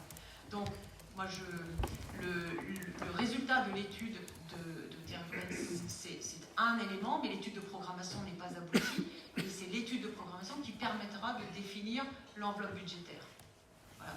Donc, c'est en cours dans le projet 2023, c'est la poursuite de l'étude de programmation. Donc, êtes-vous en mesure de me fournir un plan pluriannuel d'investissement là, maintenant ? Parce que c'est de ça qu'il s'agit dans le débat d'orientation budgétaire. Non, mais on peut ne pas avoir grand-chose dedans. Mais là, c'est... la CGC... Non mais attendez, le contexte actuel, on le connaît. Mais même s'il y a des investissements qui sont donnés, c'est pas parce que il y a une crise qu'il va y avoir zéro investissement. Vous l'avez dit tout à l'heure, il y en a qui se poursuivent, il y en a qui vont s'arrêter, et c'est normal. Il va falloir faire des arbitrages. Le moment qu'on est en train de voir ce soir, le débat d'orientation budgétaire, vise justement à avoir un document qui nous permet de voir où on en est des investissements pluriannuels, ceux qu'on va arrêter à cause de la CAF qui se casse la gueule, pour vous citer M. Juguet, et ceux qu'on va poursuivre parce qu'il y a des ambitions politiques et des projets pour la commune. Et aujourd'hui, êtes-vous capable de me fournir ce plan pluriannuel d'investissement, puisque aujourd'hui, c'est le débat d'orientation budgétaire où on est censé l'étudier. Non, mais sauf qu'aujourd'hui, les investissements au-delà de 2023, il y a un coup d'arrêt. On ne peut pas, on ne sait pas quelle sera notre capacité d'investir en 2023. Je vous ai dit, pour 2023, nous avons l'ambition, le souhait d'engager pour environ 2 millions d'euros, peut-être 2 300 000 euros d'investissement. Mais imaginez un plan pluriannuel d'investissement dans un contexte actuel où on ne sait même pas comment on va passer l'année 2023 et encore moins l'année 2024. Aujourd'hui, on est dans une perspective quand même d'un coup d'arrêt sur les investissements. Et ce dont je vous parle, c'est simplement ceux de 2023. Voilà. Et l'étude est sur 2023. En ce qui concerne l'opération Moulin du Roi, c'est l'étude de programmation. Il n'y a pas de projet de travaux du tout. Et je suis bien incapable de vous dire ce qu'il en sera en 2024. Voilà, moi j'entends bien vous résumer, pour échapper à un débat sur le fond. Bah non, on le veut, le débat. Il faut de la substance. Vous n'allez que sur la forme. Ça vous évite de vous prononcer sur des orientations qui sont claires. Mais je vous demande depuis tout à l'heure, quelles sont vos orientations? Ce n'est pas y échapper. Je vous ai indiqué. Pour présenter ces orientations, je vous demande un plan pluriannuel d'investissement. C'est comme ça que le DOB se présente. Que voulez-vous que j'y fasse? Ça vous évite de vous prononcer sur la situation qui se passe. Incroyable. Non, c'est pas incroyable. Mais si, c'est incroyable. C'est incroyable. C'est incroyable. Je vous demande votre plan pluriannuel d'investissement. Je vous demande quels sont vos projets pour la ville pour 2023. Vous me dites qu'il n'y en a pas. Mais attendez, des projets. Aujourd'hui, les plans d'investissement, mais ils sont quasiment à l'arrêt. Sur du long terme, je vous donne très franchement la situation, les objectifs sur 2023, parce qu'on ne sait même pas si on sera en capacité de le faire. On va voter un budget primitif avec ces investissements-là, mais sur 2024, 2025, 2026, compte tenu de ce qu'on vit actuellement, eh bien tout est remis en cause, bien évidemment. Si vous ne voulez pas l'entendre, c'est votre droit. Ça sert à quoi d'aller inventer un plan pluriannuel? Mais écoutez, vous citiez tout à l'heure des travaux, vous citiez tout à l'heure des audits. Ben ça, c'est des contenus pour un plan pluriannuel d'investissement. Un coup, vous nous dites qu'il y a quelque chose, la fois d'après, vous me dites qu'il ne va rien y avoir. Mais vous me dites que le Moulin du Roi, c'est sur plusieurs années. Bon, bah ok, ça peut faire partie donc d'un plan pluriannuel. C'était pas le discours de tout à l'heure. Visiblement, c'est pas clair non plus de votre côté. De dire que la friche du Moulin du Roi, on va pas la faire en un an, c'est évident. Mais aujourd'hui, on est dans l'attente de toute façon la poursuite, et ça va se réaliser en 2023. On est dans l'attente du plan des conclusions de l'étude de programmation. Et c'est cette étude-là qui permettra de planifier les investissements et les réalisations futures. Sans cette étude, aujourd'hui, c'est pas le chiffrage fait par Interurbaine que l'on retient, c'est un chiffrage, mais aujourd'hui, on est sur un travail bien particulier. Voilà. Donc, moi, sur 2024, j'ai pas d'inscription à ce jour. Il va falloir quand même savoir quelle capacité d'autofinancement on dégage. Non, on n'a pas de visibilité. Voilà, c'est tout. Après... C'est pas un débat d'orientation budgétaire en fait. Mais... Ah non. Non, je vous attaque sur le fait qu'il y a une absence totale de fonds qui est fournie aux élus à travers le rapport d'orientation budgétaire. Nous aimerions débattre du fond, nous aimerions connaître l'augmentation de la fiscalité locale, la diminution des dotations, les investissements que vous souhaitez faire, le RIFSEC, ok, quand, les embauches, est-ce qu'il y en a? On n'a rien. dans ce rapport d'orientation budgétaire, si ce n'est les grandes lignes comptables, et c'est très bien, mais on n'a rien. Quand, d'ailleurs, je le précise, en 2021, vous aviez fourni un rapport beaucoup plus complet. Donc, c'est bien qu'il y a matière à mettre des choses dans ce rapport pour éclairer le débat qui doit naître sur le fond. Parce que c'est ce qu'on veut, nous, c'est parler du fond. Mais vous ne nous en donnez pas du fond. L'année dernière, c'était 2022. L'année dernière, vous me parlez de l'année dernière, vous aviez des éléments, vous n'avez pas dit ouf. Bah, dans le rapport d'orientation budgétaire, enfin. Entendu. Sauf erreur de ma part. Non, ça n'a suscité aucune réaction. Et là, on réagit. Et là, aujourd'hui, vous réagissez. Mais parce qu'il n'y a pas de contenu à analyser, il n'y a pas de questions à poser, il n'y a rien dedans. Il y a 17 pages, enfin, il n'y a rien. Il n'y a pas de données, il n'y a même pas les données obligatoires légales. Oui. Vous n'êtes pas là pour moto. Ah non, bien sûr. Bien sûr. Donc moi, c'est juste pour la masse salariale, un peu de fonctionnement. Donc nous avons quand même acté sur quelques années, sur 3 ans, jusqu'en 2024, l'augmentation de jusqu'à 200 € de l'indemnité de fonction et de suggestion. On a aussi la prévoyance qu'on avait augmentée de 50%. Donc tout ça, effectivement, ce sont des orientations budgétaires. Donc là, quand vous parlez de la masse salariale, le point d'indice a augmenté aussi de 4,65 à 4,85. Tout ça, c'est aussi une orientation budgétaire. Donc quand vous dites qu'on ne donne pas d'éléments concernant le point masse salariale, j'aurais tendance à dire non, puisque nous avons acté, nous avons délibéré ces augmentations sur un long terme. Donc aujourd'hui, pour la masse salariale, pour ma part, c'est clair. Oui. Non, mais avant de parler d'investissement, il y a une chose que vous ne comprenez pas, vous vous arc-boutez sur les investissements, alors qu'on n'est même pas sûr d'avoir un budget de fonctionnement positif. Voilà. Donc, vous ne voulez même pas prendre en compte le caractère exceptionnel de la situation. Non, bien évidemment. Bien sûr. Donc, vous êtes allé chercher des réponses dans le monde, etc. C'est très bien, vous travaillez bien, vous faites vos recherches. Oh là là, bravo. Non, mais écoutez, c'est un peu... vous ne vous adaptez, vous ne cavalier. cherchez absolument pas à rentrer dans la situation. C'est facile. Non, mais non. C'est vrai que ça évite de vous parlez d'attaque personnelle. Mais je peux vous dire qu'on voit le tableau. Là, ce tableau, ça donne l'impression qu'on a plus de recettes que de dépenses. Mais c'est trompeur. En réalité, on est à zéro quasiment. Donc là, on ne parle ni de plan pluriannuel, ni d'investissement. Vous avez sans doute vu un certain nombre de communes qui se sont exprimées.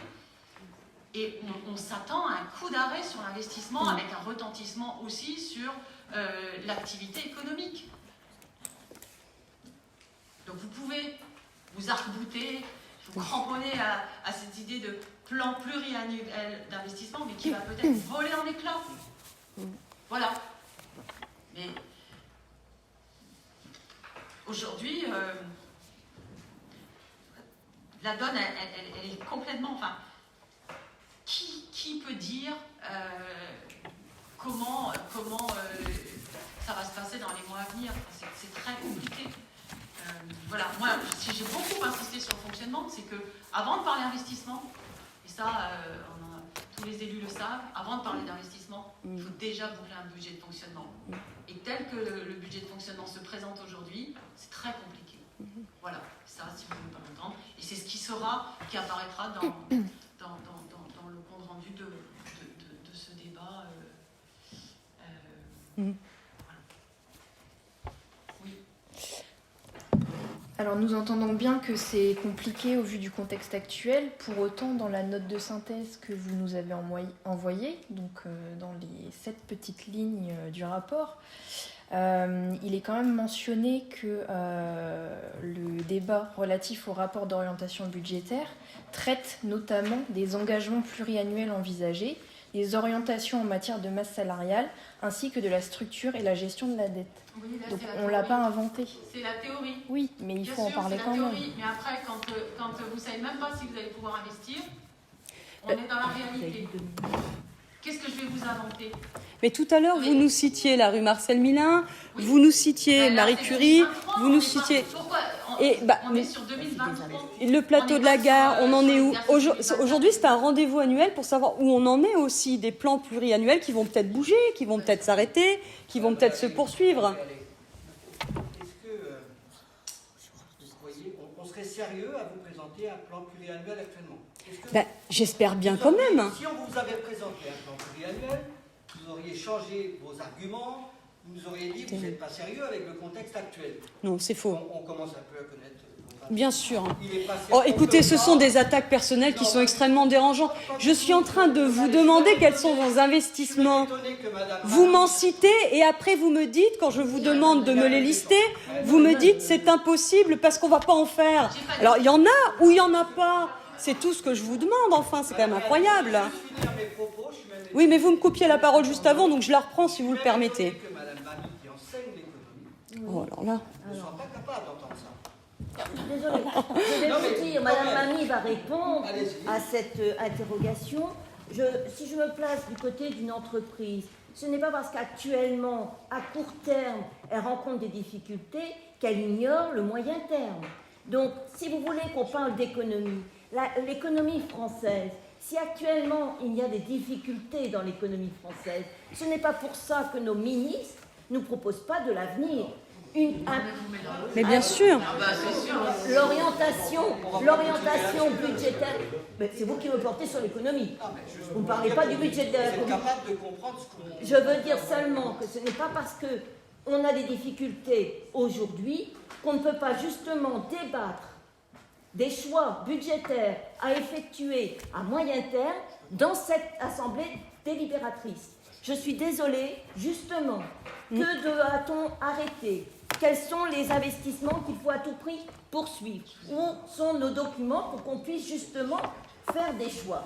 Vous m'attaquez, je peux vous donner les éléments. Si. C'en est une. Je m'étonne que Madame Mamie ne soit pas capable d'entendre ça. Ça s'appelle comment, monsieur? Je ne m'aurais pas permis de parler comme ça. Je suis désolée. Alors, on va clore ce point-là. J'ai listé les opérations des travaux sur les bâtiments. Je vous ai parlé de Kerch, je vous ai parlé de Marie Curie, je vous ai parlé dans Marie Curie de rénovation énergétique, c'est la première priorité, d'extension du pôle Marie Curie, c'est également donc dans les priorités. Je vous ai parlé de l'entretien de la voirie, de l'entretien courant des bâtiments. Je vous ai parlé en opération nouvelle de la rue Marcel-Mulin.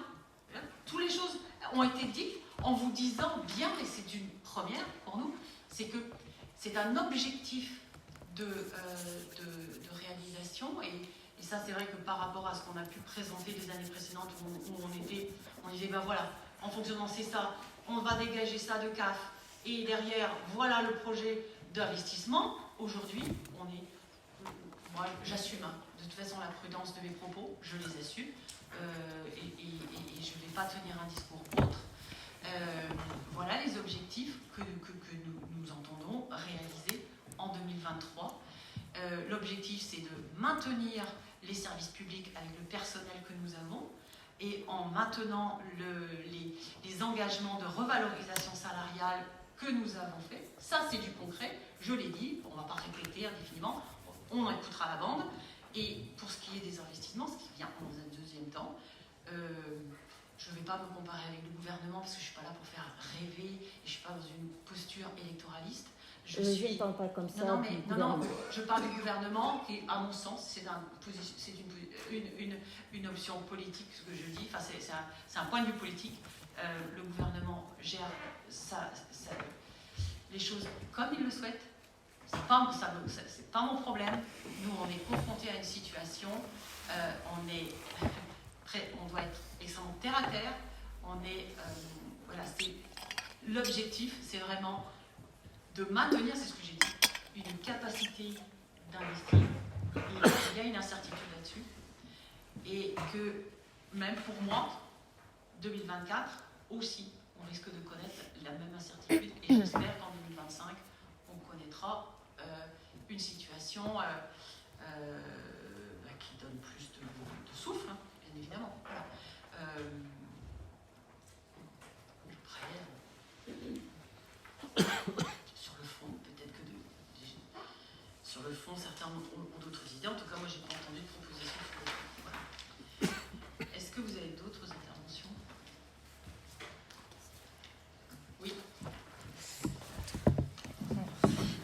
J'ai 2 questions donc, sur le fond, puisque c'est ça que vous attendiez. Concernant les dotations, par exemple la dotation globale de fonctionnement, est-ce que vous avez des informations là-dessus, si elle est en baisse, en hausse cette année? Non, on n'a pas reçu. D'accord. Et ensuite, concernant les travaux de voirie, donc est-ce que vous pourriez nous détailler un petit peu ce que cela concerne? C'est Marcel. Il y a une liste de rues. Jean-Pierre me dit qu'il y aura une commission la semaine prochaine, il présentera. Le budget voirie, on est sur une hypothèse de 965 000 €.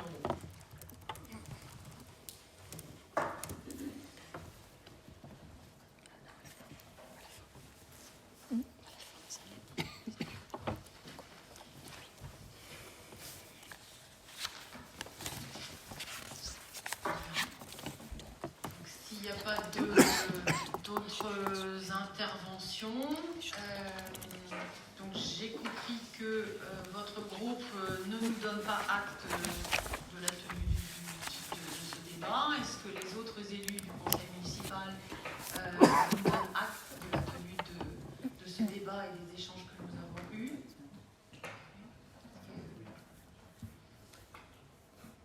D'accord, très bien, c'est enregistré, je vous remercie. La question, c'est est-ce que d'autres élus donnent acte de personne à la Je dis ça, mais...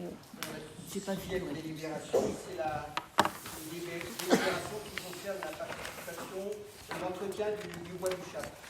Donc c'est la commune de Vignoles qui gère ce dossier et qui nous refacture notre part. C'est l'établissement des Jeunes et d'Or qui entretiennent le bois du Châtre pour l'année 2023. Cette année, il y a une diminution des passages, un passage de vide. Ça permet une économie de 1 117,23 € par rapport au début 2022, un peu plus de 4 004 €.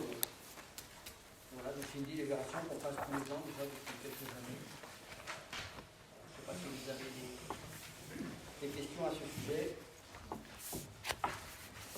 Vous n'avez pas de questions. Donc il est proposé au conseil municipal de renouveler la participation communale sur la base de 1 443,58 € arrêtée à la commune de Vignoles pour l'entretien du bois du Châtre en 2023 et d'inscrire les crédits correspondants au BP 2023. Est-ce que quelqu'un est contre? Quelqu'un s'abstient? Je vous remercie.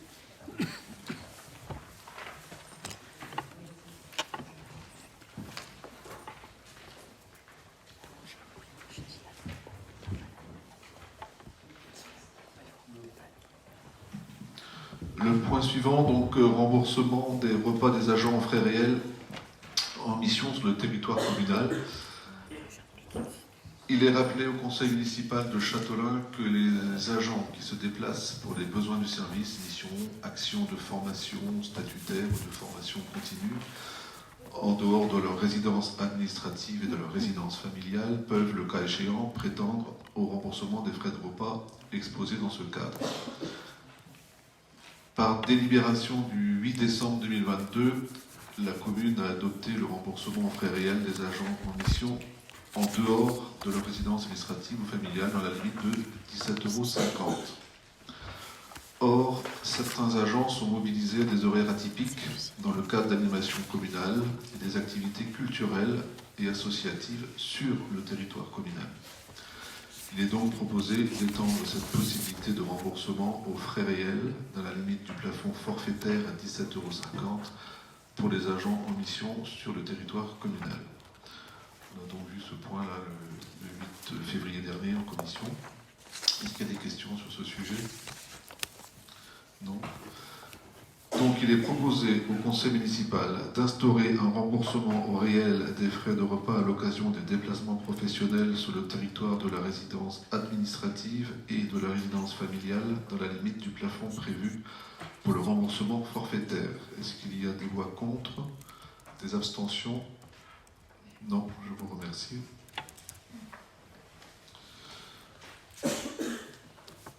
Point suivant.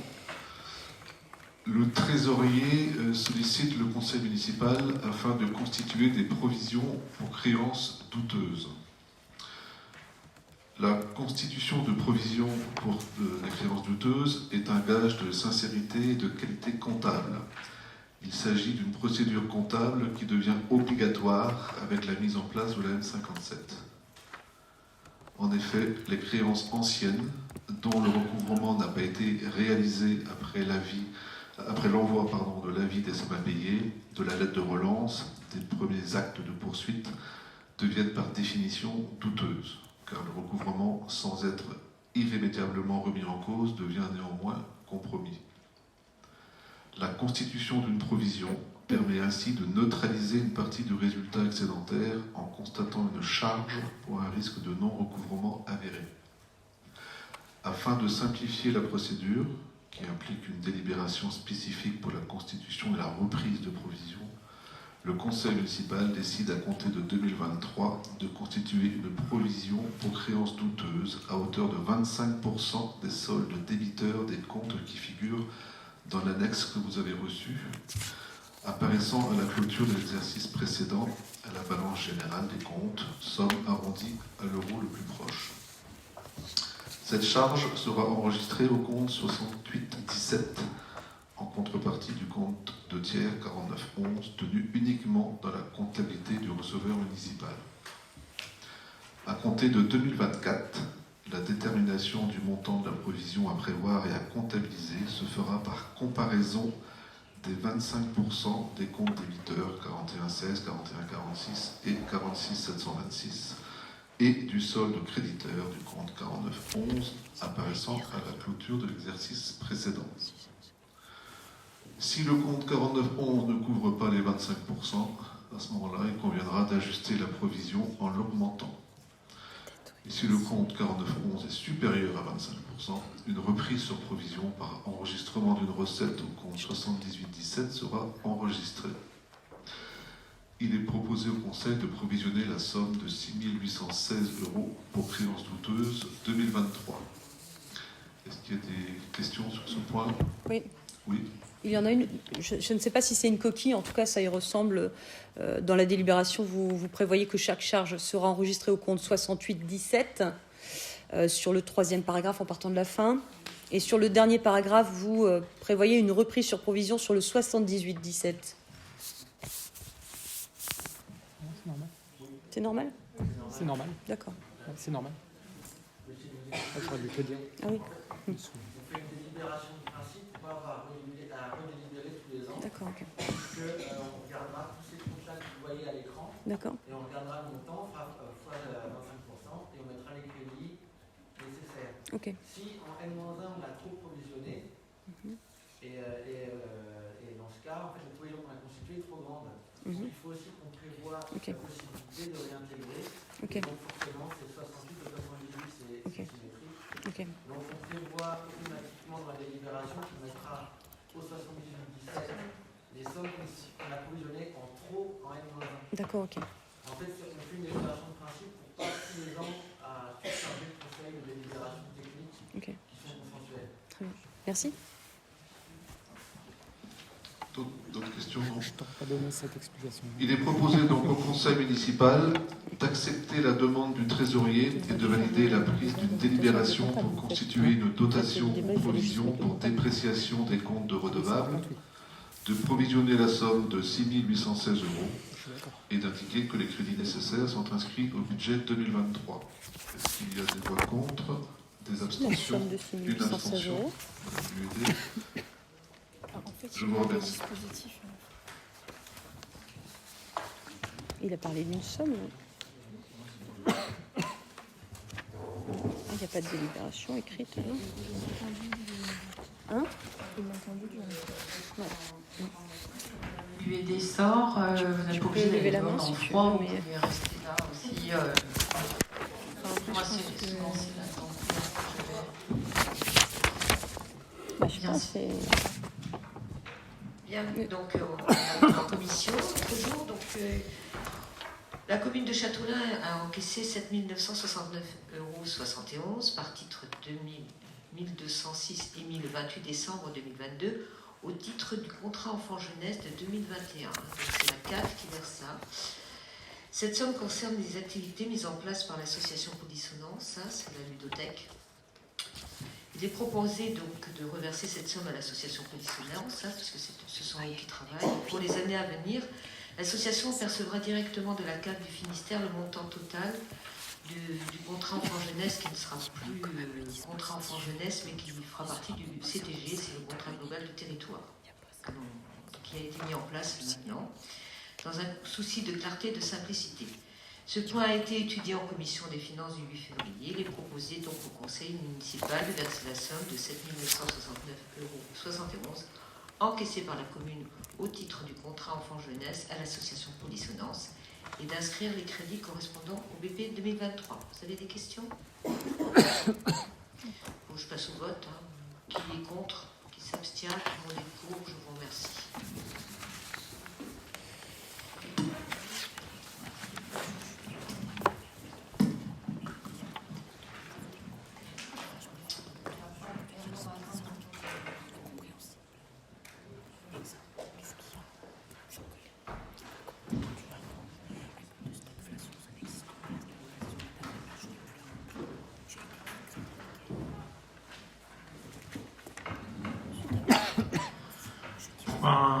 Point numéro 10, une subvention exceptionnelle pour le Châtelain Football Club. Le club CFC a exprimé son besoin d'obtenir plus de terrains de football pour le bon déroulement de la saison sportive et en raison du nombre croissant de ses effectifs. La commune de Dinéol a accepté la mise à disposition gratuite de son terrain au profit du club de football châtellinois, sans participer à la mise en place d'une paire de nouveaux buts. Le CFC a avancé les frais liés à la pose de paires de buts. La commission de finances du 23 novembre 2022 a étudié ce point.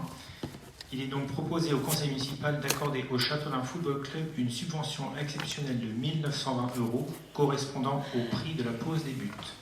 D'indiquer que les crédits nécessaires sont disponibles au budget primitif 2022. Y a-t-il des questions? Y a-t-il des abstentions?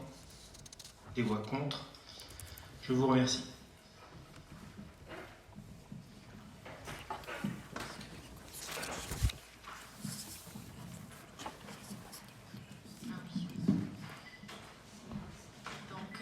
Avant de voir le point supplémentaire, dernière délibération. Oui, donc là, je vous demande de m'autoriser à verser, avant le vote du budget, la somme de 50 000 €, donc, à titre de subvention, au profit du CCAS, pour faire face à des besoins de trésorerie, puisqu'on a les charges salariales qui doivent être versées prochainement. C'est vrai que là, l'année est déjà un petit peu connue. Et donc, voilà, sans attendre le mois prochain, je vous demande l'autorisation de la verser et d'inscrire. Cette somme sera inscrite sur le budget. Oui. Je profite de la délibération et du fait que cela parle du CCAS pour rebondir sur un autre sujet. Il était question de mettre en place une commission élargie qui a été positionnée puis annulée. Oui. Est-ce qu'il est prévu qu'elle soit remise? Oui, elle sera fixée à un autre jour. Oui, oui. En fait, c'est parce qu'on a dû mettre en place la commission élargie à l'ensemble du conseil donc pour l'urbanisme et l'aménagement. Et c'est cette date-là qui a été, c'est la réunion CCAS qui a été de ce fait-là repoussée. On n'a pas encore fixé la date, mais ça aura lieu bien évidemment. Ok. On n'imaginait pas, en plus des réunions de conseil et de commission, de rajouter tous les soirs des commissions. Et c'est la raison pour laquelle on a repoussé. Okay. Une autre question. Nous avons parlé du choix des commissions puisque Julie a acté ses choix de commission avec vous. Sur la commission CCS, nous n'avons pas pu trouver de personnes dans notre groupe disponibles aux horaires où sont aujourd'hui réalisées les réunions du CCAS puisqu'elles se déroulent le mercredi matin. Je voulais savoir s'il était possible bien peut-être de revoir cette organisation, si du moins à un autre moment. En l'occurrence, on aurait une personne disponible, par exemple, le mercredi après-midi, pour qu'on ait quelqu'un, ou alors en fin de journée, pour qu'on ait quelqu'un de notre groupe qui puisse y siéger. C'est un sujet qui nous anime et nous aimerions pouvoir y prendre part. Alors, représentant la collectivité au sein du conseil d'administration du CCAS répond à d'autres règles. Rappelez-vous, en début de mandat, nous avons fait voter le conseil municipal sur une liste qui composait des noms et qui allait au-delà du nombre minimum de membres représentant le conseil municipal. Et donc, c'est tout naturellement, Steve Mazot figurait sur cette liste pour laquelle tout le monde a voté au début du mandat. Et c'est Steve Mazot qui a remplacé Karine Sapin lorsqu'elle a quitté, conformément à cette délibération et ce vote. Le principe avait été accepté par le conseil municipal en début de mandat et l'élection a eu lieu. Il n'y a pas de raison de remettre en cause. Oui, si, c'est ça, c'est pas la commission, c'est le conseil d'administration. Le suivant, il n'y a pas de commission. C'était Steve Mazot qui a accepté. La commission solidarité et affaires sociales, c'est une commission. À ce moment-là, est-ce que les affaires du CCF peuvent faire l'objet d'un point d'actualité, on va dire, je ne sais pas comment on peut l'exprimer, mais lors d'une commission solidarité, par exemple, famille mais qui reprend les actions du CCS pour qu'on ait un récapitulatif un peu régulier, évidemment, de ce qui s'y passe.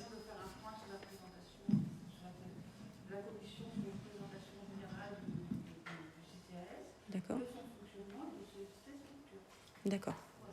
Sinon, les instances du CCAS, conseil d'administration, et donc à part là, sont présentes les décisions qui sont prises par le CCAS sur le site de la ville. D'accord. Des décisions communicables. D'accord, oui, bien sûr.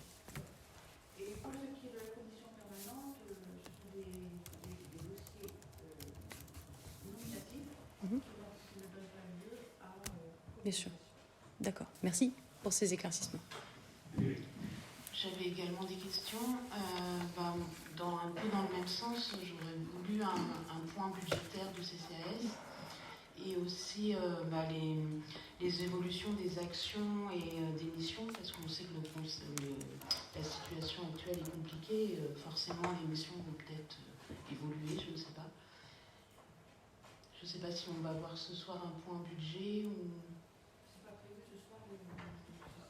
Aujourd'hui, non, c'est pas l'ordre du jour d'aujourd'hui la question du CCAS. Ce que le conseil municipal vote, c'est la subvention du conseil municipal pour le fonctionnement du CCAS. Alors, du coup, comment évaluer c'est par commission qu'on va, c'est dans le cadre de la commission qu'on va évoquer le sujet.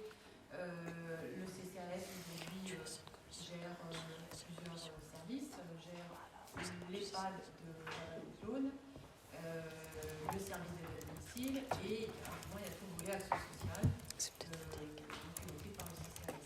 Le conseil d'administration, c'est pour ça qui est question. Et en commission, on pourra évoquer les sujets. Nos sujets de préoccupation sont souvent dans le budgétaire concernant le service de domicile et l'EHPAD de la Saône. Pour l'action sociale, on vous présentera les éléments, les aides, puisque le CCAS est inséré dans le réseau, un réseau qui fonctionne bien entre la structure communale et les associations caritatives qui œuvrent sur le terrain et le CEDAS aussi. Ça c'est la structure à l'échelle départementale. Le CEDAS nous saisit des demandes, saisit aussi d'autres structures associatives qui œuvrent dans le domaine caritatif. Ce qu'on a constaté au cours de l'année passée, c'est que le nombre de demandes, a beaucoup diminué, ce qui peut paraître extrêmement paradoxal. Parce que ma seconde question, c'était si vous aviez rencontré les associations caritatives et s'il y avait un point de situation sur Châteaulin des associations. C'est en cours aussi. Mais est-ce que vous avez un point à nous transmettre sur la situation? Parce que on prend ce point-là. Mais vraiment, si vous voulez, que les demandes, ça peut être. Pour un certain nombre de demandes, on est sollicité par le CEDAS, les assistantes sociales du département, qui nous saisissent, qui saisissent aussi ce centre populaire Sophie catholique pour des demandes d'aide. Et ce qu'on a constaté, c'est que dit l'autre jour par Marie-Pierre en administration, et ça on vous montrera les courbes, je parle bien des demandes. Dans les sommes attribuées, Et les personnes qui représentent les associations au sein du conseil d'administration disaient qu'ils constataient aussi la même chose. Une diminution des demandes. La demande d'aide, oui. Avant, on avait plus d'aide, par exemple, sur... de quel âge vous parlez des personnes qui viennent demander? Non, je ne parle pas des bénéficiaires, par exemple, du Resto du Cœur ou du CC. Non, nous, si vous voulez, on intervient sur des demandes de bons alimentaires. On intervient sur des demandes, parfois, pour les personnes en difficulté de paiement de certaines factures, facturation d'énergie, de réparation de véhicules quand le véhicule est nécessaire pour aller au travail, des choses comme ça. Des situations qu'on a eu l'occasion d'examiner à de nombreuses reprises sur les années passées. Il n'y a aucun refus, Je trouve ça très très étonnant. Mais je ne vous remets pas en question. Mais je sais pas, vous connaissez mon investissement. Moi, ce qu'on a remarqué, c'est une augmentation de 30%, une difficulté à se déplacer, des problèmes à mettre de l'essence. Aujourd'hui, à se nourrir, on accueille des familles aussi des travailleurs précaires. Enfin, c'est très étonnant qu'il y ait une diminution. Non, on a fait la même remarque. On a un responsable d'une association caritative qui est membre du conseil d'administration. On a une discussion avec lui. On fait doucement. On ne comprend pas cette évolution à la baisse des demandes. On le comprend. On sait pertinemment que les personnes pourraient bénéficier d'aide, mais elles ne viennent pas. D'où l'importance d'avoir un point des associations du secteur. C'est pour savoir si eux, ils ont une augmentation, voir comment peut-être fonctionner autrement. Du point de vue élémentaire, est-ce que parce qu'il y a des bénéficiaires au niveau alimentaire, ils peuvent peut-être plus facilement payer leur Non, c'est... Enfin, je sais pas. Moi, je dirais non. Je pense que les situations... Non, je pense que les situations s'aggravent et ne concernent pas les mêmes personnes. Enfin, c'est compliqué aujourd'hui. Ça peut être aussi... En fait, c'est possible aussi que les personnes maintenant se tournent plus facilement vers certains organismes et ne viennent même plus voir la. Non, moi je sais que... Les orientations se font aussi par les assistants sociaux. Moi je sais qu'en général, les personnes qu'on accueille ne connaissent pas le CCAS. Voilà. Mais souvent, en fait, le CCAS est saisi par d'autres structures. Oui, c'est ça. Nous, on les conseille d'aller voir le CCAS de leur commune. Mais, oui, tous les bénéficiaires ne sont pas chaque commune. Non. Alors, il y a donc les aides dont parle Madame Nicolas, les aides qui passent par les assistantes sociales. Parce qu'au-delà d'un certain montant, ça passe par les assistantes sociaux.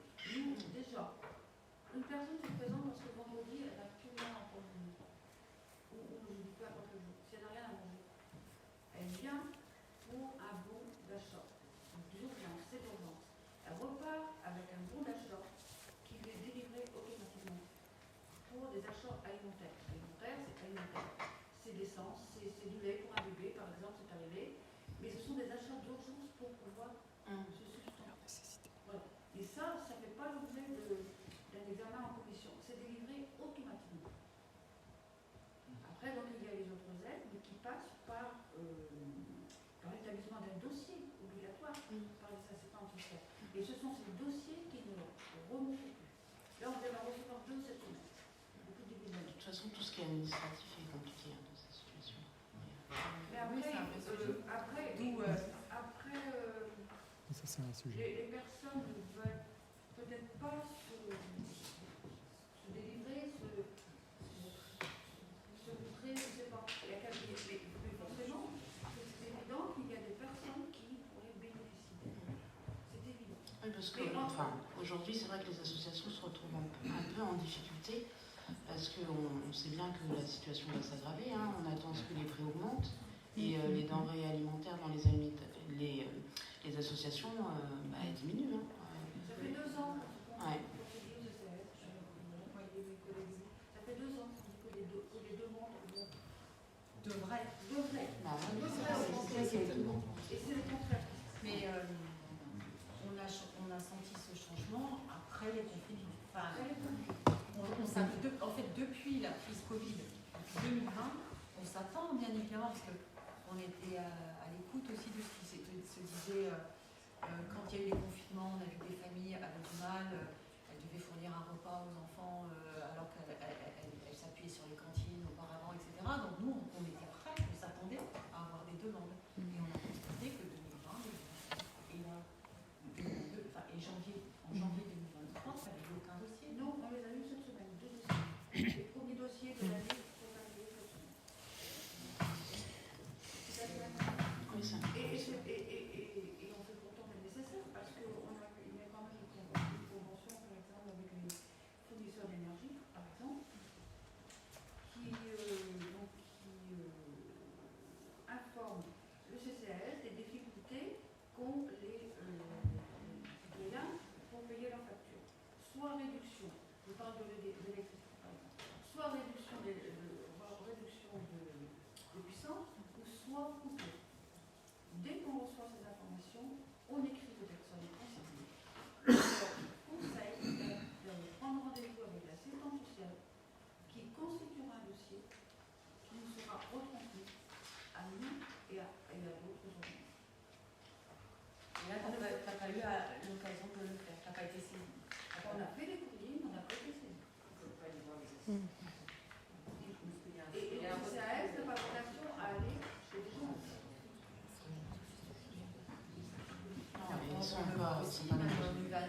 Très récemment, au niveau national, on constatait que des bénéficiaires de prestations familiales ou sociales, en fait, ne font pas la demande. Donc, il y a peut-être un sujet de société aussi, de voir pourquoi certaines personnes s'adressent moins, etc. Mais aujourd'hui même, la gestion des dossiers entre CAF est très compliquée. Nous, on voit des personnes qui ont des coupures très rapidement.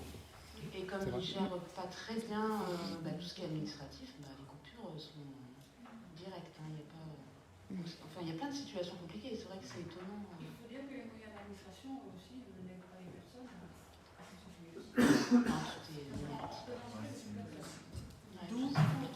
D'où l'importance de maintien, comme c'est l'objectif que l'on a, de maintien de l'accueil des services administratifs, des services municipaux, parce qu'on voit que sur des structures plus de l'État, cet accueil est en train de disparaître. Et ça, moi, ça fait partie de vrais choix politiques en ce qui nous concerne. Les efforts qu'on fait, c'est pour maintenir ça. Il y a aussi la communauté de communes qui a, avec la maison France Service, qui aussi accompagne les usagers quand ils ont des difficultés avec le numérique.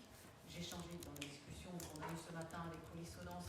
Ils développent aussi cette action pour favoriser l'accès au numérique pour certains publics. On est dans nos missions, vraiment, et on maintiendra parce que moi, je pense que tout numérique a certainement conduit à exclure un certain nombre de personnes. Et le rôle que l'on peut jouer nous localement, c'est de maintenir cet accueil physique personnel. Le seul accueil qu'il y a eu pendant le Covid, tous les organismes, toutes les administrations ont été fermées. Le seul endroit où les personnes pouvaient se présenter, c'est au CCAS. Et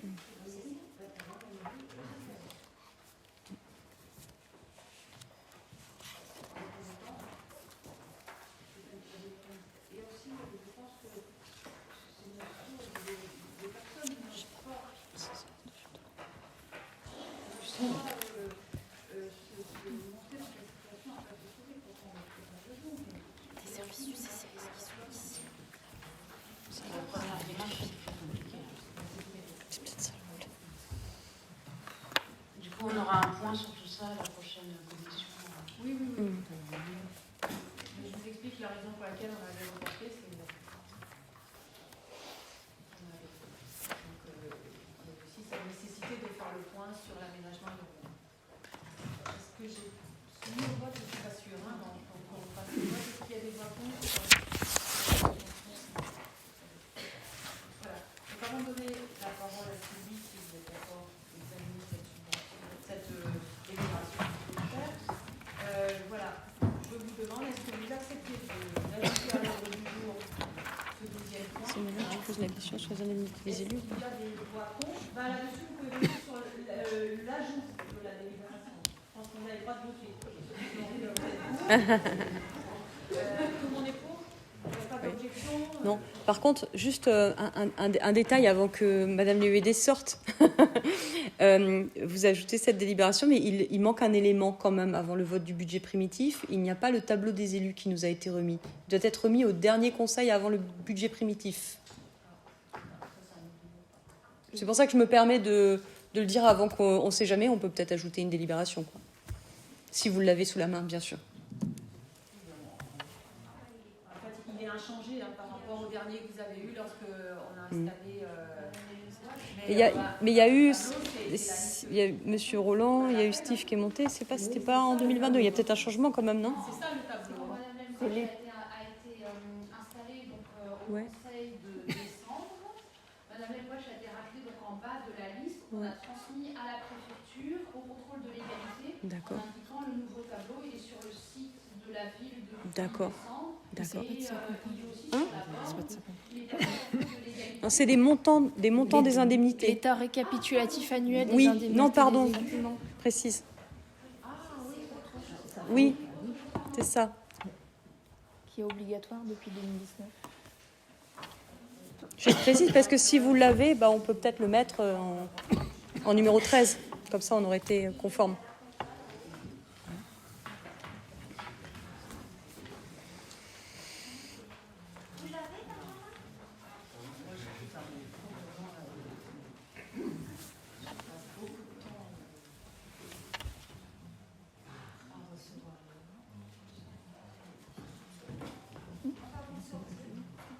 Comme ça, on peut ajouter une délib si vous voulez. Non, c'est une pièce à donner, mais il faut juste mentionner que c'est fait, quoi. Voilà, c'est pour info. Non, c'est pas une délib. C'est juste l'ajouter au procès verbal, voilà, que ça a été remis, et puis comme ça, c'est fait. C'est ça. Bien sûr. Allez-y. Voilà, donc c'est de façon à l'unanimité. Donc, le point des associations police-finance, On n'entend pas. Il n'est peut-être pas allumé. Voilà. L'association Polysonance fonctionne en partie grâce à une subvention annuelle de la commune de Châteaulin. Et donc l'association Polysonance nous a sollicité pour un versement anticipé d'une partie de la subvention annuelle de la commune, habituellement versée courant avril. Sur la convention, c'était avril et septembre. Donc cette demande est consécutive à des impératifs de versement auprès de l'URSSAF pour mi-mars 2023. Donc il est possible d'attribuer une avance dans la limite de 50% du montant versé en N-1, soit de 31 575 €, en attendant de voter le montant définitif de la subvention qui sera alloué au printemps 2023. Il vous est donc proposé de verser 15 000 € d'acompte sur la subvention 2023, ce qui correspond aux besoins exprimés. Voilà. Donc il est proposé au conseil municipal de verser un acompte de 15 000 € sur la subvention 2023 à l'association Polysonance et d'indiquer que les crédits seront inscrits au budget primitif 2023 de la commune. Vous avez des questions? Non. Abstention? Contre? Tout le monde est pour? Je vous remercie. Il y a cette pièce qui aurait dû être jointe au dossier en fait, pour information. Ça ne fait pas l'objet d'une délibération. Non. Je me rappelle avoir vu ça. Non, c'est ça. C'est une communication qui est donnée au conseiller.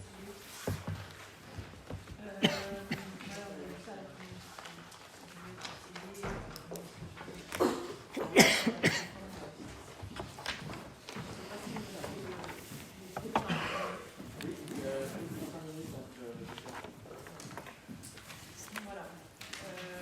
On n'avait pas de questions orales ce soir. On vous a indiqué que le prochain conseil aura lieu le 30 mars à 19h. Ce sera un conseil assez chargé, parce qu'on aura le conseil administratif des comptes administratifs et sachant qu'on n'a pas de budget annexe, on a un budget lotissement. Aujourd'hui, la plupart des budgets annexes ont été clôturés. On a couché Maillard. Le l'eau et l'assainissement, ce qui fait que en budget annexe. on n'a plus que le budget principal. Et puis, j'ai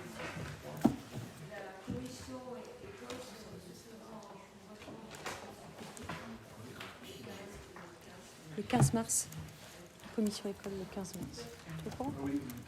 Pas encore. Ben voilà, le 15 mars. Culturel le 14.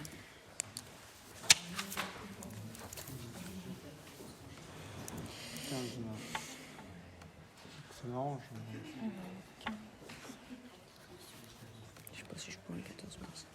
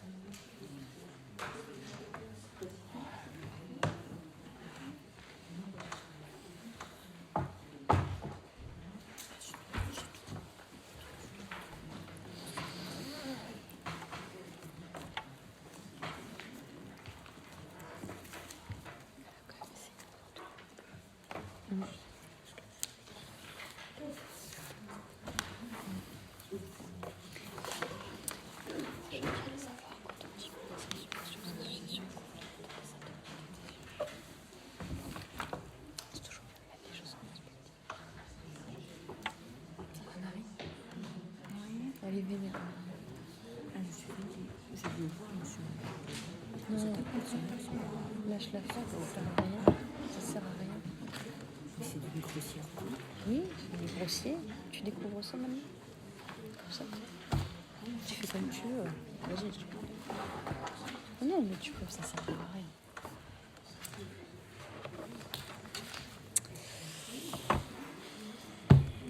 Je ne fais plus gentil. J'arrête d'être gentil. Il faut arrêter. C'est gentil.